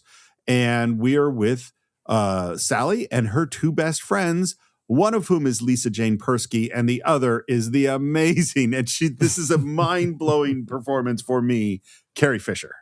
Yeah, I remember, I don't know how you feel about this, Steve, but this is where I was like, oh, she's not Princess Leia. Like, it's so interesting to watch her. Yeah, because I know she'd been in other films like Under the Rainbow, the Chevy Chase film, and a couple other things. But I know that film. But I hadn't really processed that she was her own entity. And this was the beginning of me understanding Carrie Fisher as an actress and a writer and all this, like exploring all this stuff about her that I didn't know about, right? And she's such a perfect energy to be in the movie. But the other actress, as you said, is Lisa Jane Persky. She has played supporting roles in The Great Santini. Peggy Sue Got Married. And she worked in the late 1970s as a writer and photojournalist for the New York Rocker magazine. She grew up in Greenwich Village, and she attended PS 41 for high school art and design herself. And it's just an interesting thing. She got into theater because of her neighbor was a playwright and put her in a play that she was doing, or that he was doing there at the La Mama Experimental Theater Club. And from then she started working in theater on stage. And as I said, she played Robert Duvall's daughter in Great Santini, but she was also in the Cotton Club, The Big Easy, Coneheads, Destiny Turns on the Radio, where she gave Quentin Tarantino his first on-screen kiss. And she was in TV shows like NYPD Blue, The X-Files, King of the Hill, ER, The Golden Girls. So quite a lot of things that she was a part of. And she was a part of two interesting rock movies, Steve. Meatloaf, To Hell and Back, and Kiss Meets the Phantom of the Park, which I remember watching as a young child in the 1970s when that came out. Wow. But one of the founding members, as I said, of the New York Rocker magazine. She has written for LA Weekly, she became a founding editor of the Los Angeles Review of Books, where she was also the art director of that, and left the publication in 2012. So yeah, a lot of stuff that she's involved in, and she does photography as well, and has done showcases of her work for many, many years. So yeah, an incredibly talented person who has a very small role in this movie. She's great. I think they fit perfectly together as these three friends. Just back to Carrie Fisher for a moment, because I had the same experience, which is that prior to this movie, Carrie Fisher was Princess Leia. That was it. 100%. And what the experience I had watching this was I went, oh, I didn't know who Carrie Fisher is. I didn't know, because I hadn't read her books at this point. I hadn't seen her one-person show. Later on, I found that those things were going on. So I just went, oh, this is the real Carrie Fisher. And not only did this change the way I saw Carrie Fisher, it changed the way I saw Star Wars. Because what I realized, and maybe this is sort of the beginning of Cine-Files-ness, is when you watch the original, Star Wars Episode 4, A New Hope, which wasn't called that then, is that when you first meet Princess Leia, she has this British accent and she's speaking in these highfalutin terms. Right. And then later on, she says, "Get this walking carpet out of my way." And I went, and it's seeing this movie that made me go, oh, that's Carrie Fisher. When Princess Leia became good is when Princess Leia started ignoring the terrible script that George Lucas wrote for her and making up some of her own lines, and suddenly the personality was there. Is that, I mean, this moment with her just totally transformed the entire Star Wars trilogy, because I understood more who Carrie Fisher was. I went through his pockets, okay? Marie, why do you go through his pockets? You know what I found? No, what? They just bought a dining room table. He and his wife just went out and spent $1,600 on a dining room table. Where? The point isn't where, Alice. The point is he's never gonna leave her. So what else is new? You've known this for 2 years. You're right. You're right. I know you're right. That's a quote I use since this movie. All you're the right. time. You're right. I know you're right. All the time. Yeah. What's funny, and again, this is how this, I think Carrie Fisher, the character Marie, is a fantastic character. This is also really dated, I think. I don't think this woman character who is serially sleeping with a married man and just delusional about him leaving his wife, I don't think this would fly in 2026 in a modern movie, Yeah. Be much more complex, for sure. And then as they're talking about, finding someone who's actually single, we cut to Sally. And again, this is where every shot is just there for the reason. Just that cut to Sally. And we know that something's wrong. Yeah, her hair is different. Her clothes are much because it's 5 years later, so there's a different energy around Sally. You can tell she's much more composed. She's grown. She's more mature. Just the energy that she has in this moment, and putting her dead center, I think, is really interesting. And then giving her the fucking, what do you call those things? The shoulder pads and everything. Yeah. All of that is just to convey a certain kind of rigidity for her, but also strength, I think. I think throughout this whole movie, Meg Ryan is so great at playing layers of what she wants other people to know about what's going on with her, what she thinks is going on with her, what she's pretending is going on with her, and then deep down what's maybe actually going on with her. Sally found someone. Well, Sally got the last good one. Joe and I broke up. Just matter of factly. Yep. Yeah. Again, great Nora Ephron lines. When? Monday. You waited 3 days to tell us? Joe's available? Yeah, I love her. Oh, for God's sakes, Marie. I love that reaction. God, can you turn it off for a second? It's so great. By the way, Rob Reiner, unsurprisingly, rehearses at least 2 weeks for every one of his films, sometimes longer. I think this one was longer. And you just can't. There are all sorts of great directors who don't like to rehearse, and they want the feeling of spontaneity and the feeling of life that happens. You can't get this rhythm, this tight comedy rhythm without rehearsing. There's no way to get there. You get other stuff, but not this. I'm not that upset. We've been growing apart for quite a while. But you guys were a couple. You had someone to go places with. You had a date on national holidays. Which, this is a Nora Ephron. That's her edition. She definitely, this was a big deal about national holidays. And that's a part of this movie, is that we see the holidays kind of go by. That's really key. And there's an association between the holiday and the romance. And obviously New Year's Eve is going to be huge. I also think, and this is a shot I thought I had watching the movie. I've never had this thought before. But I think Marie has been a friend of Sally's for quite some time. Like Yes. maybe even like right within. And I think Marie has a lot of Harry things in her. There's a lot of Totally. Harryisms in Marie, which is why she ends up with Bruno Kirby, because Bruno Kirby is best friends with Harry. And there are elements of Harry's personality that are in Marie's that he feels comfortable with, right? Because he has that with Harry. So I think there's elements of that. And so I think Sally's like being friends with Marie is kind of the opening act, or the, what do you call it? The appetizer for her being with Harry, because Harry and Marie have a lot of similar personalities. So that occurred to me as I was watching this time around, you know, and I don't know if that's true with a lot of relationships, but it just hit me. I don't know if you think about it the same way, but that's kind of how I saw this whole thing, why she would be with someone like Harry, because Marie was kind of in her life a little bit, who was kind of like Harry. Again, mind blown. I really think you made a huge point, because Marie is Okay. dark. Like, so Harry sleeps with all sorts of women, but doesn't connect Yes, emotionally. so does Marie. Well, but they're Marie married. she's Men. sleeping with an unavailable man. So Yeah, so but probably both- not the only one. She's probably slept with a bunch of them. I Yeah. get the. I definitely get the sense that she's slept with many married men. But Yeah. but both Harry getting up 30 seconds after he has sex with someone and leaving prevents him from actually connecting deeply emotionally. You can't Yeah. connect. He's out the door before that can happen. Well, Marie can't actually have a full relationship because the Right. dude's married. Oh, You know. yeah. And so Yeah, they're both dark, and they're both really funny and sarcastic, and they both put systems around how the world is supposed to work. You know, Right. The male and female roles of a situation, or relationship responsibilities, expectations. And you're right, because, you know, in my 30s, I went through a string of being with women who were with other men. Like I helped a few women cheat on their husbands or cheat on their boyfriends. Not proud of it, but I was in a bad place about myself. But my therapist got me to stop doing it, because my therapist said to me, "You're with these women because they're unavailable. You actually think you want a relationship, but you don't. You're going with these women because they're unavailable, and you know it'll end up where you think it'll end up, which is without a relationship." And that was like such a mind-blowing thing for me to wake up to, because I think I've been doing that for a couple of years, and it kind of woke me up and stopped it immediately. And now I look back on that and go, "Why the fuck did I ever do that?" So yeah, it's you don't see it when you're in the throes of it, you know. So yeah, it's interesting. It's so there's always a cliche in fantasy novels where the person who can see the future can't see their own future. Like that's a cliche that happens all the time. I think it is so easy for us to look at other people and know instantly what they're doing wrong and why. Right. And it's so hard for us to look at ourselves and make the same conclusions, even when there might be just as obvious. It's super hard. Yeah. And then we have this moment, and again, this is the thing about not seeing women have these conversations. I said to myself, you deserve more than this. You're 31 years old. And the clock is ticking. No, the clock doesn't really start to tick until you're 36. Like that is a conversation that you and I were never let in on, prior to this movie. Well, Marie going like, well, the clock starts ticking at, like clock is ticking. Like, because for Marie, everything is like, God, you're in such great shape. Well, I've had a few days to get used to it, and I feel okay.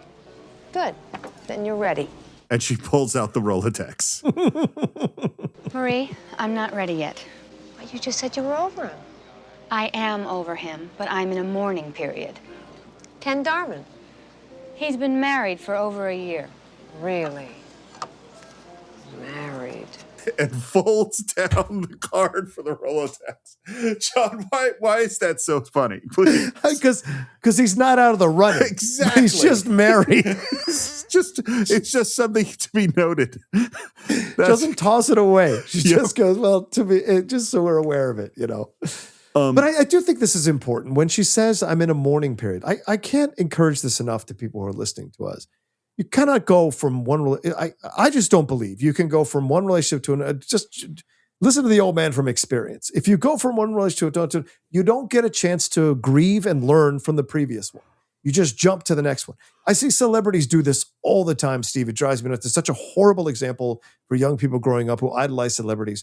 Oh, I just broke up with my husband. I'm going to jump in with, I just broke up with Orlando Bloom. Guess what? 3 weeks later, I'm with the Prime Minister of Canada. Like, to me, it's just like terrible, this kind of approach to relationships. It's okay to grieve. It's okay to lose a relationship and sit in that place and learn and process and grow and then be ready when you're ready to move on to the next one. To keep hopping from one person to another is an empty and shallow experience. And eventually it will blow up in your face You know, and in the movie, it doesn't work out that way because Marie does end up with Bruno Kirby's character. But I mean, logically, I think that the way Harry and Sally do it is much better than the way that Marie and Bruno Kirby's character do it, you know?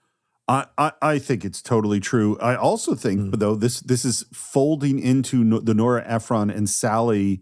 This is how it's supposed to go. Right, you know? right. Like, because then she says, There is no point in my going out with someone I might really like if I met him at the right time, but who right now has no chance of being anything to me but a transitional man. very logical, very clear. And then she tells this story about someone who they didn't get married, and 6 months later, he was dead. What are you saying? I should get married to someone right away in case he's about to die? At least you could say you were married. I love that. It's so sad. At least you could say you were married. It's brutal. And then Carrie Fisher with the coup de grace. I'm saying that the right man for you might be out there right now, and if you don't grab him, someone else will, and you'll have to spend the rest of your life knowing that someone else is married to your husband. That is an amazing line. But I think this scene is so amazing when you get to the end of it, Steve, because this would have been Sally if she hadn't grown up, if she hadn't matured, right? Marie and her friend, I can't remember what the friend's name is, but the two of them are still stuck in this idea of being with men is value. Having a man is value. Being married is value, right? And Sally is not, she was in that place at the beginning, I think, of the movie. We see her and then we see her with Joe 5 years later, and she's very much into the situation. But Sally is a different person. She's been growing and maturing and evolving over these 10 years. And to this point, what those two women are saying, and you look at Meg Ryan's face, it's so abhorrent to her, this idea that, well, at least you would have been married. You need somebody to go to functions with, to go to holidays with. Like, Sally has evolved past that thing that she thought she was supposed to have. And I think her, as we said earlier, her leaving what we would assume in our headcanon is a bit of a waspish, prudish, judgmental family that has very strict ideas of what men and women's roles are in relationships. She has always had this kind of rebellious streak within her. And the rebellious streak is the thing that leads to evolution. And I think for her, over these 10 years, she has come to this place where she's not a woman who sees her value through a man anymore. And these two women still do. And so I think that's what's interesting about this scene. You see that she's growing, even though it's a very funny scene, a back and forth scene. We know these characters, these cliche trope characters, but the fact that Sally is not in league with them, and also looking at them as if they're like some kinds of aliens, I think is a great example of showing her growth, like subtly, you know? I think it's a great point. And I think that it's like, I think both Harry and Sally, when we meet them, they have subscribed to a certain idea of how this is supposed to work. You know, Harry is following the male thing of I'm going to sleep with a lot of women, and then I'm going to get and Sally is following the romantic thing of I'm going to go to the romantic place. I'm going to find the romantic person and live the romantic life. And this is not going to work for either of them, you know? Yes. And so and that's what's so great. That's why the big change in watching this movie, I know I said at the beginning, but that I always watched the love story. And of course you should. This is one of the great love stories of all time. Right. But what I watched so much more now is these two characters and how they slowly evolve with a fair amount of pain to get to where they have to get to be available for love, you know? This is the irony of this movie. A lot of people consider it the greatest rom-com ever, but it actually is one of the greatest deconstructions of the rom-com genre.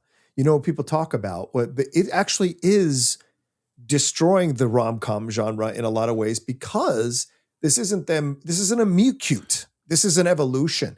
And the people who are caught up in the possibilities of mute-cutes are the people that they move away from in order to find each other. And I think that is really fascinating when you look at the film. What they call anti-war, like anti-war films, like Born in the USA, the Bruce Springsteen song. That's not a song that's crowing about how great it is to be born in the USA.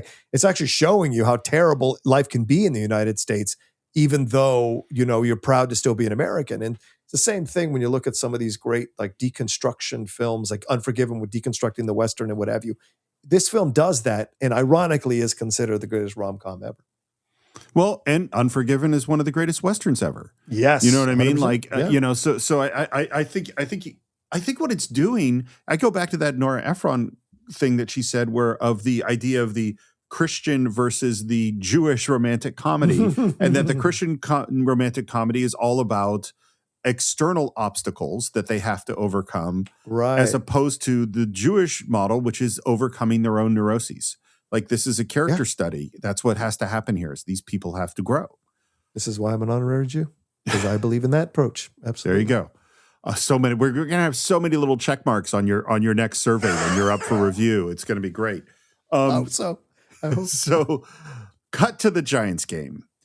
I taught this in class. So one of the reasons I taught this was I was trying to teach about what a location can do for your scene. Because with this scene, there is actually nothing in the scene that says it needs to be at a football game with the wave going by and all that stuff. Right. They could just be having this conversation literally anywhere, at any location. But because you place it at this football game, and because you add this activity, which is that every few seconds, the wave is going to come by, it completely transforms what is genuinely a very heavy scene into something really funny, yet still emotional. Yeah, and I love the way this is shot. Like, you are absolutely believing that this is occurring in the stadium. The way they've set up the establishing shots, for those of you who know, that's Phil Simms throwing a pass to Mark Vobaro, tight end from the 1980s Giants. It's a great sequence, right? But then showing the wave, establishing the stadium, and then boom, this is probably shot with like 50 people sitting in a bleachers, probably at some other stadium or a high school stadium, but they're all dressed as Giants fans. Or just a studio, right? They're all dressed as Giants fans. And they make you believe that they are watching the game while these guys are having their conversation. Like the guy with the radio on, the other person laughing, and look at this, the couples that are there. All of it is great. When did this happen? Friday. Helen comes home from work and she says, I don't know if I want to be married anymore. And this came from, Billy and Rob went to a Dodgers game and they had a very serious conversation. And that's where this came from. And of course, who do we see as they sit down? But we see the great Bruno Kirby, who we last talked about, I think, in Godfather 2. But this is where I first discovered Bruno Kirby, was in this movie. Ditto. Same thing, brother. Same thing. He's so great. Such a great energy. One of the great voices of acting. And the back and forth with him. And he's so believable as his best friend. It's just so works so well. Like it's the institution, like it's nothing personal, just something she's been thinking about in a casual way. Have you had someone come to you with this kind of a moment? No, but I like that the tables have turned on Harry. Harry is the one who always has the strict ideas of how things, like this is the institution, and let me break down the institution, and why I read the back of the book. Why do we have to go through all the rigmarole when we could just get to the sleeping? There's this, now Helen has turned the tables on him, which I think is so interesting. And he looks like such a sad sack here talking about it. There are certain moments in life where, at least for me, and maybe it's my writer, director kind of brain, but where I'm in the moment and having the thought of, oh, here I am in this moment now. And now I am living this moment and I'm having this conversation about this thing. Like, it's so, like, suddenly you're like, oh, we're here now. I'm calm. I say, why don't we take some time to think about it? Don't rush into anything. Yeah, right. You can just feel the sadness coming off of Billy Crystal. Yeah, he's bearded in a way that's different. His hair is, so he looks older, right? Yeah. This is the current Billy Crystal you're seeing, Next day, she says she's thought about it and she wants a trial separation. She just wants to try it, she says. But we can still date. Like, this is supposed to cushion the blow. I got married so I could stop dating.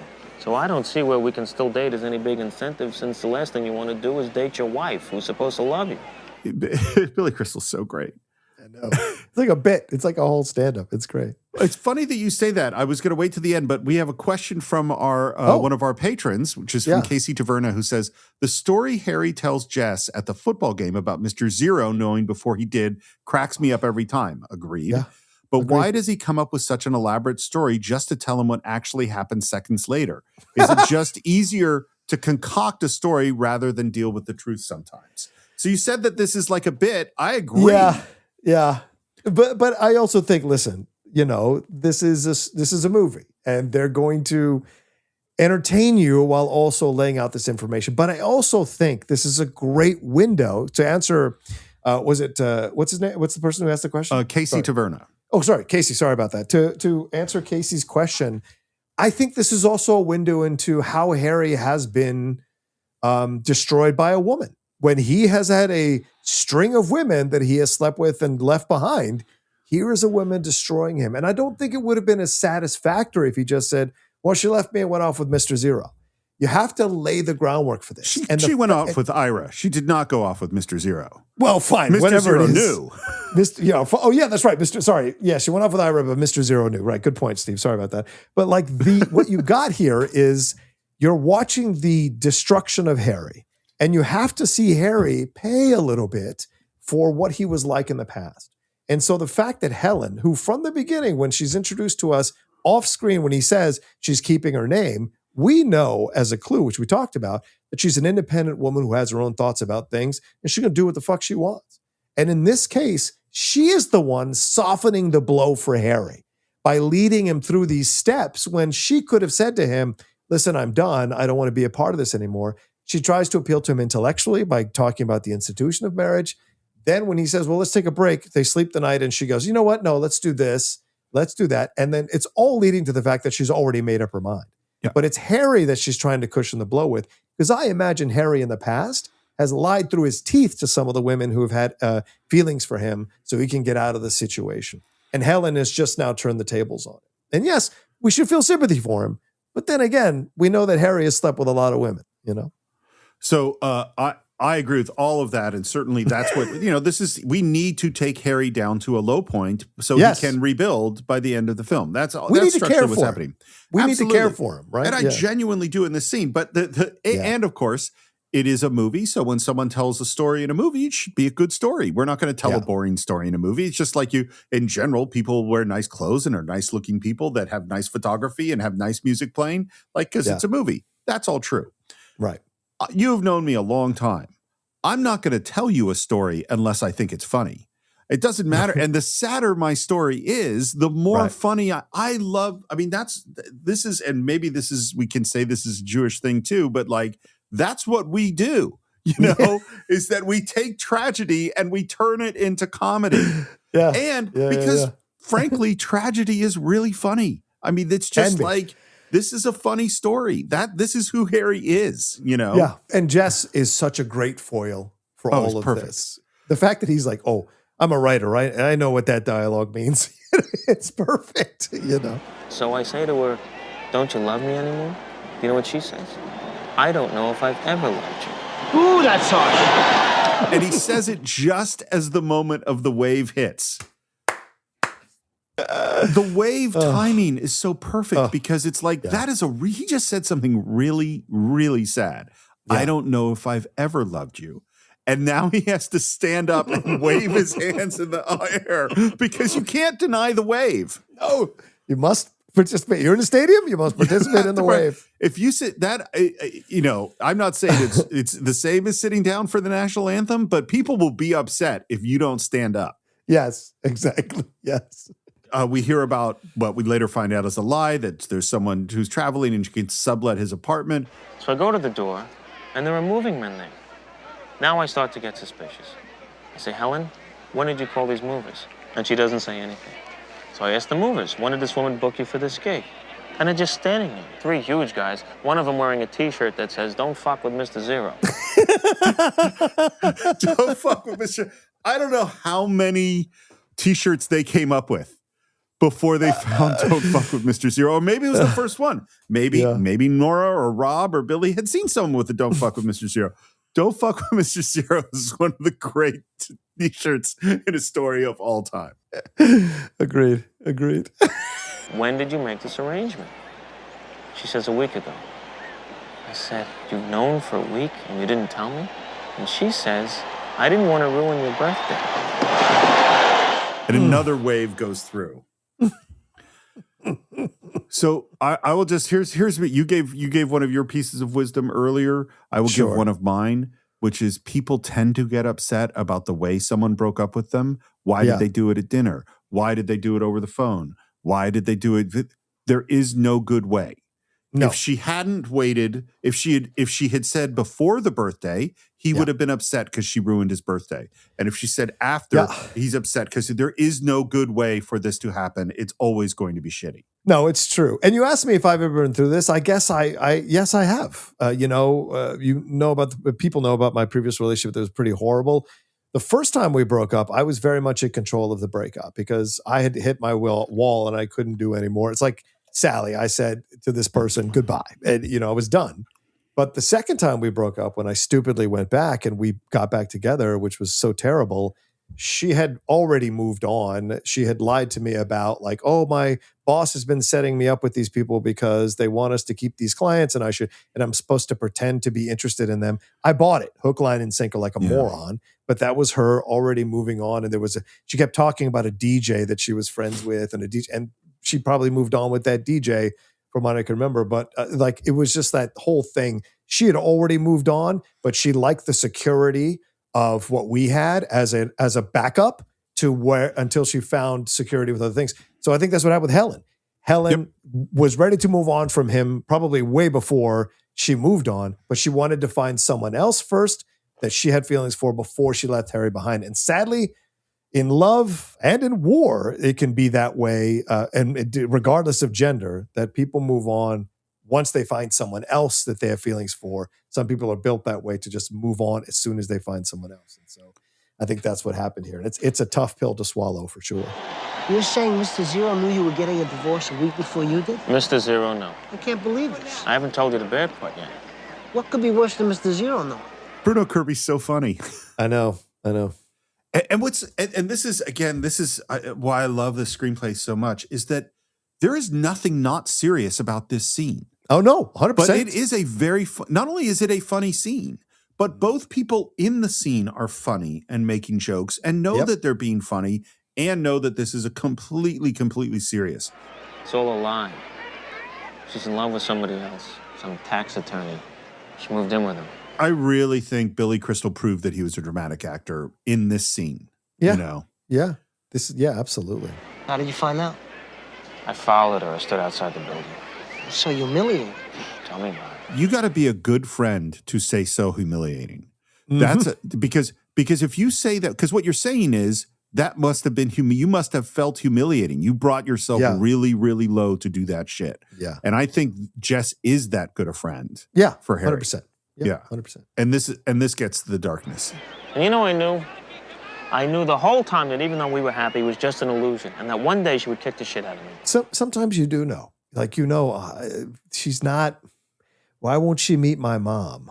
Why won't she hang out with my friends? Why won't she go and why is she weird about us celebrating our anniversary in public? Like there's always signs. There's always signs. And the hard thing is finding that middle ground of like, well, are the signs meaning that we're not supposed to be together? Or the signs mean that I need to accept this person for who she is or they are, and it's just like the way they are. And I need to accept that. So it's not easy. It's always difficult, but I think somewhere in our gut, we are biologically built to sense it. We may not listen to it. We may not follow it, but I think we all biologically sense when someone's not 100% into us as much as we're into them.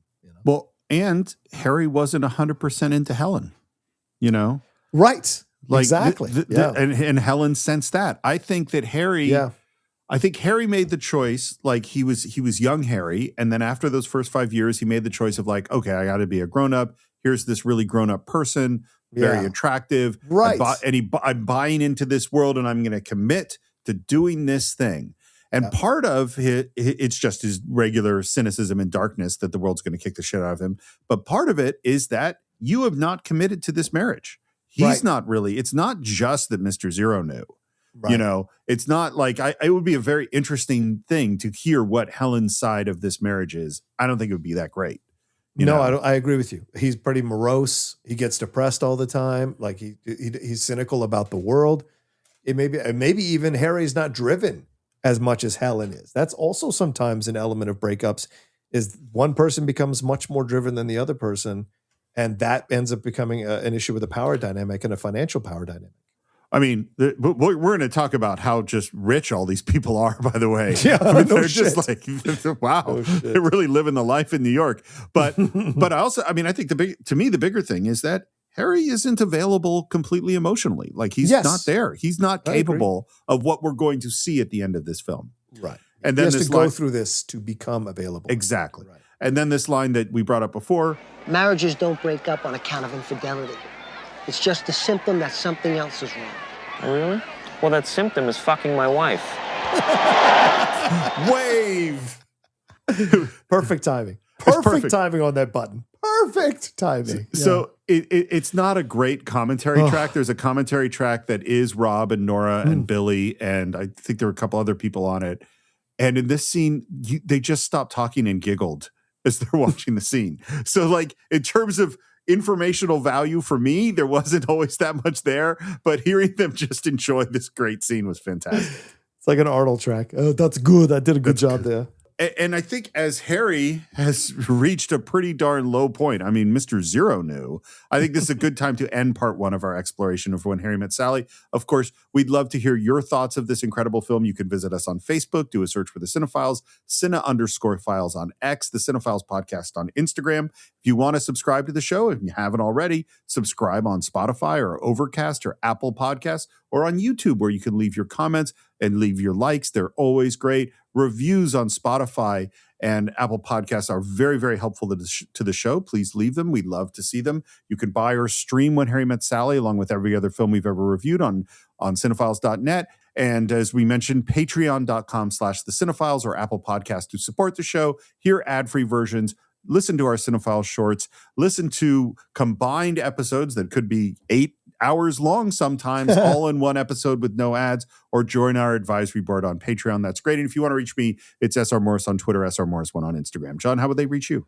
Yeah, you can always reach me at The Rocha Says on all social media. Appreciate you all subscribing to my social media, but also my YouTube channel, youtube.com/John Rocha Says. You know, we just crossed 40,000 subscribers, want to keep marching to 50,000. So please come and subscribe to all the content we got going on there as well. And this has been a fun time, Steve. I can't wait to jump into part 2 here as we're in our season of Rob Reiner. We hope everyone else is enjoying it as well.